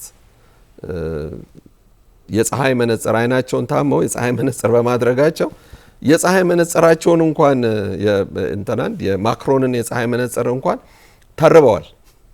አይኑ አብጦ ነው ተመቶ ነው ምናምን አይነት ነገር እንግዲህ ከአንድ ፕሬዚዳንት የማይጠበቅ ንግግር ነው ይሄን ያደረጉ። እኛ ሰው ታመውን ምን ሆነው ጋጠመው እሳቸው እንዲህ ነው ብለው እስከ መናገር ደረጃ የራሳቸውን ፍላጎት ወይም ደግሞ የራሳቸውን ማንነታቸውን አውጥተው እንኳን መናገር የሌለባቸውን እሳቸው ማሾፊያ ያደረጉት። ማሾፊያ ላደረጉበት የቻሉበት ዋናው ግን ምክንያት በዚህ በሰላም ስምምነቱ ላይ ስለነካኳቸው ነው። አየህ እኚህ ሰውዬ ምህረት የለሽ ናቸው። ስታያቸውም እኮ እያንዳንዱ ስብሰባም ላይ እኮ የሚናገሩት የሚጠቀሙበት የዘለፋ ቃላትና ስድብ ከአንድ መሪ የሚጠበቅ አይደለም። እኚህ ሰውዬ አእምሯቸው ያጠራጥራሉ እስከ ማለት ደረጃ ደርሰዋል። ስለዚህ በማንኛውም ሰዓት አንፕሬዲክተብል የሆነ ሊገመት የማይችል እንዲህ ነው ተብሎ ሊተነበይ የማይችል ነገር በእኛው አካባቢና በአፍሪካ ቀንድ ላይ ሊያደርጉት የማይችሉት ነገር ብዙ ነገር ይኖራል። የማያደርጉት ነገር፣ የማይቀምሙት፣ የማይወጠውጡት ነገር አይኖርም። ምናልባትም በኢትዮጵያና በግብጽ መካከል ያለውንም ጉዳይ ምናልባት ሊያባብሱትም ይችሉ ይሆናል። ስለዚህ እዚህ ጋር ነው በዲፕሎማሲውም ሆነ በጦር ኃይሉም ቢሆን የራሳችንን ማንነት ይዘን እንደገና ደግሞ የህብረተሰባችንና የሀገራችንን አንድነት ለመጠበቅ ህዝብም ራሱ በአንድነት መቆም ይኖርበታል። ልክ የኢራን ህዝብ አሁን ነገሮች ልዩነቱን ትቶ ለሀገሩ አንድነት የመቆሙን ነገር ሊገፋበት የቻለው። ስለዚህ አሜሪካን እያካሄደች ያለችው የሌላውን ኢኮኖሚ ዳምፕ አድርጎ የእሷን ኢኮኖሚ ወይም ደግሞ የሰውየውን ማንነትና ሀያልነት ወደ ልክ ነው የመንግስታቱ ድርጅት ሚናው እንትን ኦልሞስት እንትን ብላ ይታወቃል የለም እና ፕሬዚዳንት እንዳይኖር ግን ያደረጉት እኮ አሜሪካኖች ናቸው። በጣም እዛ ውስጥ ያሉት እኮ መሪዎች ወይም ደግሞ የተባበሩት ቅርታ አቋራጥኩና የተባበሩት መንግስታት ውስጥ እኮ ያሉት የፖለቲካ አዋቂዎች፣ የታሪክ አዋቂዎች፣ የፊሎሶፊ አዋቂዎች፣ ብዙ ምሁራን ያሉበት ናቸው። እንደዚህ በሳል የምትለው ኤሊት የሆነው የአእምሮ ወይም ደግሞ የእውቀት የጥበብ እና ብልጽግናው አእምሮና ጭንቅላት ያለው የተባበሩት መንግስታት ውስጥ ነው። ይሄኛውን ሙስናው ምናምን እንተውና እዛ ያለው ጭንቅላት ብዙ ነገር መስራት የሚችል ነው። እዛም ላይ ያሉት አባላትም ሀገራት ወደዛም የሚሰዷቸው የራሳቸውን ኤሊት የሚሏቸውን ሰዎች ነው። ስለዚህ በአሜሪካን በበላይነት ብቻ ሆና አድበስብሳ የተባበሩት መንግስታትን ማንነትና ፕራይዱን ለማጥፋት የምታደርገው ጥረት ነው። ያንን ስታደርግ እኮ ነው ያን ተባበሩ መንግስታትን ካላቆሸሸችና ካላድበሰበሰች የራሷን ዓላማ ማካሄድ ስለማትችል ብቻ ችግር ነው ትመጣለህ። የመንግስታቱ ድርጅት ሲጀመር አፈጣጠሩም ማንን ነበር ሰርቪስ ያደረገ የነበረው ፍትሃዊ ተቋም ነው ወይ ምናምን የጸጥታው ምክር ቤትን እንኳን ስናነሳ 5 ሀገራትን ቁጭ አድርጎ ሌላውን አንዱ እጁን ካወጣ አንዱ አይ አልተስማማውም ካለ የዓለምን ህግ ሁሉ መሻር የሚችልበትን እድል የፈጠረ ተቋም ነው። ያን ያህል አገልግሎቱም ለና አሜሪካ ነበረ። በእርግጥ ትልቅ ፈንድ ያደርጋሉ። ብዙ ስራም አብሮ የሚሰራው ከና አሜሪካ ጋር ነበረ። አሜሪካ እንዲህ ነው ባለችበት ብዙ ፖሊሲዎችን ይታወቃል። ኦፍ ኮርስ የመንግስታቱ ድርጅት እንደው ለብዙ ደሃ ሀገራት ከዚህ ከና አሜሪካ ፈቃድ አንጻር ብዙ ስራዎች እንደሰራ ከእርዳታውም ከምኑም ያው የዓለም አቀፍ ፍሬም ስለሚያስፈልግ ትልቅ ስራ ያለው ነው። ግን ሞር ደግሞ ማን እንደሚያገለግል ምን ሲያደርግ እንደነበረ አታርግና አርግ ሲባል በእነማን ጫና ውስጥ እንዳለ ይታወቃል። እሱ እንዳለ ሆኖ ግን ፕሬዚዳንት ዶናልድ ትራምፕ ራሳቸውን የሚጠቅማቸውን ተቋም ወይም ደግሞ አሜሪካ በራሷ ልክ ሰርተዋለች የሚባለውን ተቋም አጌንስት ሆኖ የመጡበትን እኔ አንድ ነገር ይታየኛል። ሩሲያና ቻይና አዲስ የዓለም ስርዓት ያስፈልጋል። አሌክስ ቅድም እንዳነሳው 2000 ላይ ፕሬዚዳንት ቭላዲሚር ፑቲን ሲመጡ እንዲያውም እናንተ እነማን ናችሁ እያሉ ነው ኦፍ ኮርስ። ስለዚህ መልታይ ፖላር ያስፈልጋል ብለው ሲያስቡ ፕሬዚዳንት ዶናልድ ትራምፕ ሲመጡ ይሄ መንግስታቱ ድርጅት አሁን በነ ቻይናና ራሽያ ግፊት የሆነ የማርጀቱ ነገር በቃ እየለየለት መጣና አሜሪካ ስልት ትቀይር አይነት ይመስለኛል። እና ስልት ስትቀይር ደግሞ ይሄኛውን ዳምፕ አድርጋ የራሷን ኤምፓየር ድሮም የሷ ነው አሁንም ደግሞ የማስቀጠል አይነት ነገር ሰስቴናንስ ኦፍ አን ኤምፓየር እዚች ላይ የጋዛውን ጉዳይ ፒስ ኦፍ ቦርድ ብለው ያመጡበት መንገድ እኮ አገራት $1 ቢሊዮን እየከፈለ አባል ይሆናል የመንግስታቱ ድርጅት ማድረግ የነበረበትን ፕሬዚዳንት ዶናልድ ትራምፕ አንድ አሜሪካ ብቻ እንድታደርገው አድርገዋል። ስለዚህ ትራምፕ አንደኛ የመንግስታቱ ድርጅት ኦፍ ኮርስ ራሳቸውን ወይም አሜሪካን እየጠቀመ ቢመጣም አሁን ግን ይህ ነገር የሚጠቅምበት መንገድ በነ ፑቲንና ሺ ጂንፒንግ አንገቱ እየተያዘ ነው የሚል ጥያቄ ማንሳት ጀመሩ። WHO የወጡት እኮ አንተ ለቻይና ነው የምትሰራው የሚል አቋም ይዘው ነውና ሜቢ እስቲ ከዚህ አንጻር እኔ ብዙ ጥያቄዎች ይነሱበታል ተቋሙ ላይ። ግን ተቋሙንም የአሜሪካ ብሔረተኝነትን በትራምፕ ስም የሚቀሰቀሱትን ማየት ተገቢ ነው። አሜሪካንን ዳግመኛ ታላቅ ሀገር አሉ። መቼም በዚህ ዓለም ስርዓት ውስጥ ትልልቅና አስፈሪ የሆኑ ብሔረተኝነት ስሜቶችን አይተናል። በዚህ በጣሊያን የብሔረተኝነት ሁለተኛው የጀርመን ሶሻሊስት ፓርቲ ብሔረተኝነት በተለያየ መልኩ ውድመትን የፈጠሩና ጋባዥ የሆኑ ከሳይንስ ከአመክንዮ ከሃይማኖት ጋር ሊስማሙ የማይችሉ ምናልባት ሀገርን ትወዳለህ ውጪ ጥሩ ነገር ነው በሀገር መለያዎች ትኮራለህ ከሁሉም ሰባዊ ስርዓትና ምክንዮች ጋር በሙሉ ላይስማማ በሚችል በጥንታይነት በዘመናዊነት በዚህ ከድህረ ዘመናዊነት ላይ ካሉት እሴቶች ጋር በሙሉ የሚጣላ ሲሆን ግን ኮስችን ልታደርገው ይገባል። ይሄ የአይዲዮሎጂ ኦፍ ናሽናሊዝምን ራሱ አበጥረህ ልትመለከተው ይገባል። ከሰባዊ ጤናማ ግንኙነት ጋር ሊስማማ የሚችል ታላቅነትን መሻት የሚያኮራ ነው። ከሰባዊ ልምላሜ ጋር ከሰባዊ ማቀጥቀጥ ጋር በኢኮኖሚ ከማደግ ጋር ያለውን ብሔረተኝነት ልታበርት የዲሞክራቲክ ናሽናሊዝም የምንለው ጉዳይ ነው። ትራምፕ የአሜሪካንን ግሬትነስ ሊመልሱ የሚሄዱበት መንገድ ግን ቅድም ካልኩ ክፉ የብሔረተኝነት ጋር የሚያያይዘውና የአሜሪካዊ መሰረተ ሀሳብና ስሪቶች ጋር ፋውንዴሽናል ከሆኑት ጋር ጭምር የሚያጣርሰው በመሆኑ ሆኖ ብዙ ተጓዥ ሆኖ አይታየኝም ለኔ እስከማውቀው ድረስ። አንደኛው የትኛውም የኢምፓየር አምቢሽን ያለው አካል ኢምፓየሮች ትልቅ ናቸው፣ ሀገርና መንግስታት ግን በሳይዝ ትንሽ ናቸው፣ በጣም ኢፌክቲቭ ናቸው። የኢምፓየር ፍላጎቶችና መሻቶች በውስጥ የተለያዩ ኮንትራዲክሽኖች ምክንያት የመክሰም እድላቸው ከፍ ያደርገዋል። ሁለተኛ ሮ ማቴሪያል ፓወር ትራምፕ ያለው ቀጥተኛ ተባጭ የሆነ የገንዘብ አቅም ብቻ አሜሪካን ውስጥ የኤክስፐርቲሶች ላንድ ነው። የሂሳብ አሳቢ የኒኩለር ሳይንቲስቶች የተለጁት እና አነስታይን ከዚህ እኮ ሁለተኛው ዓለም ጦርነት ላይ ወደ አሜሪካ ሲሄዱ ለስታሊን ኒኩለሩን አይነት ነገር ወይም ደግሞ ስልጣኑ አቅሙ በህግ ላልተገዛው ስታሊን ከመስጠት ይልቅ የሀሳብና የተለያዩ ጉዳዮችን ለነጻው ሀገር ለመስጠትም ጭምር ነው። ስለዚህ መሰረታዊ ጉዳዩ በሀሳብ ደረጃ ለሀሳቦች ብዙ ቦታ የሚሰጥም አይደለም። የትራምፕ ስርዓተ መንግስት ማቴሪያላዊ የሆነ የገንዘብና የዚህም ይሄ ፕራግማቲክ ፖለቲክስ ላይ ብቻ ነው ጨዋታው። ብዙውን ጊዜ ሁሉም ፕራግማቲክ ፖለቲክስ ሲጫወቱ እንደተሸወዱ የዓለም ትልልቅ አያሎች በሙሉ ግን ረቂቁን የአይዲያ ሀሳብን ጉዳይ ማየትም ማስተዋልም የሚችል አይደለም። ዛሬ በሱ አይነት ፖሊሲዎች ውስጥ በጣም የሚኮንኑትና ሊጋፈጡት የሚሞክሩ የአሜሪካን ኢንተሌክቹዋልሶች ብቅ እያሉ ተሰማቸዋል። መፍትሄ ያስፈልገዋል አለ። ዲስኦርደር አለ ኦልዌይስ፣ ግን ጀስት ፓርት ኦፍ ኦርደር መሆን አለብን የሚሉትን ጭምር ብቻ ነው። ስለዚህ ይሄ ናዚያዊ አይነት አስተሳሰብና አፍቅሮት አይደለም ሀገራትን ትልቅ አድርገ የሚያሳየው።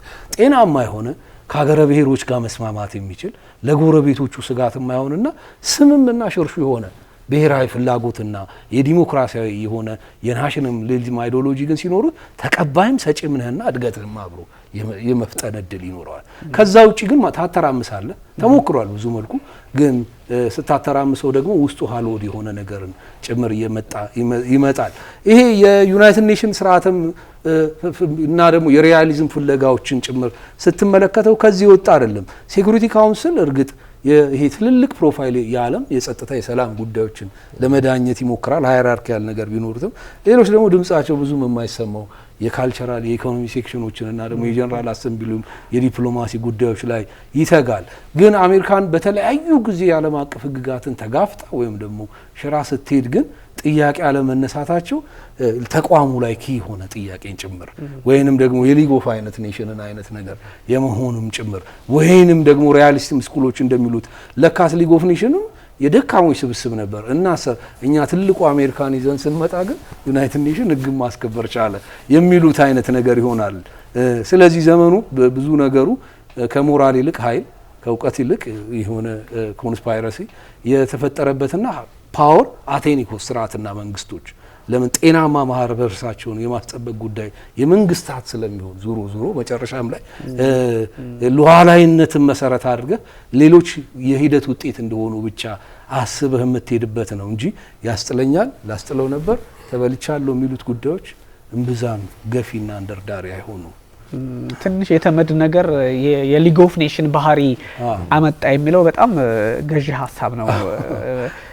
ለዛም ሳይሆን አይቀርም ፕሬዚዳንት ዶናልድ ትራምፕ እንደዚህ የሚያምሱትና ትንሽ የዓለም ፖለቲካ ግራ ገብቶት በተወሰነ መጠን ሊቀጥል እንደሚችል ፕሬዚዳንት ዶናልድ ትራምፕ በተለይም እንግዲህ እስካሉ ድረስ ብዙ ችግሮች ሊፈጠሩበት እንደሚችል ይገመታል። ግን ደግሞ ፕሬዚዳንት ዶናልድ ትራምፕ የሚሄዱባቸው ርቀቶች ደግሞ ከራሳቸው ከአሜሪካ ጥቅም አንጻር እንደሆነም ያው በኮቴሽን ውስጥ ቢሆን መቀመጥ ያለበት ጉዳይ ነው። ለዛሬው እናጠናቀቅ። ውድ ተመልካቾቻችን ስተከታተሉት የነበረው ኤንቢሲ ዓለም አቀፍ ነው። የመካከለኛው ምስራቅ ጉዳይን በጥልቀት ዳሰነዋል። ኢራንና አሜሪካ ወደ ውጥረት ይገቡ ይሆን? ማለትም ወደ ጦርነት ይገባሉ ወይ? እንደዚሁም የዓለም የፖለቲካ ስርዓት አሁን ላይ ያለው ምን ይመስላል? ፕሬዚዳንት ዶናልድ ትራምፕ አቋማቸውስ ምንድነው የሚለውን ከአፍሪካ ቀንድ አንጻር በስፋት ዳሰነዋል። አለማየሁ ሀሌ፣ የዮም ዘውዴና ቢኒያም ካሴ አብረናችሁ ቆይታ አድርገናል። መልካም ጊዜ ይሁንላችሁ።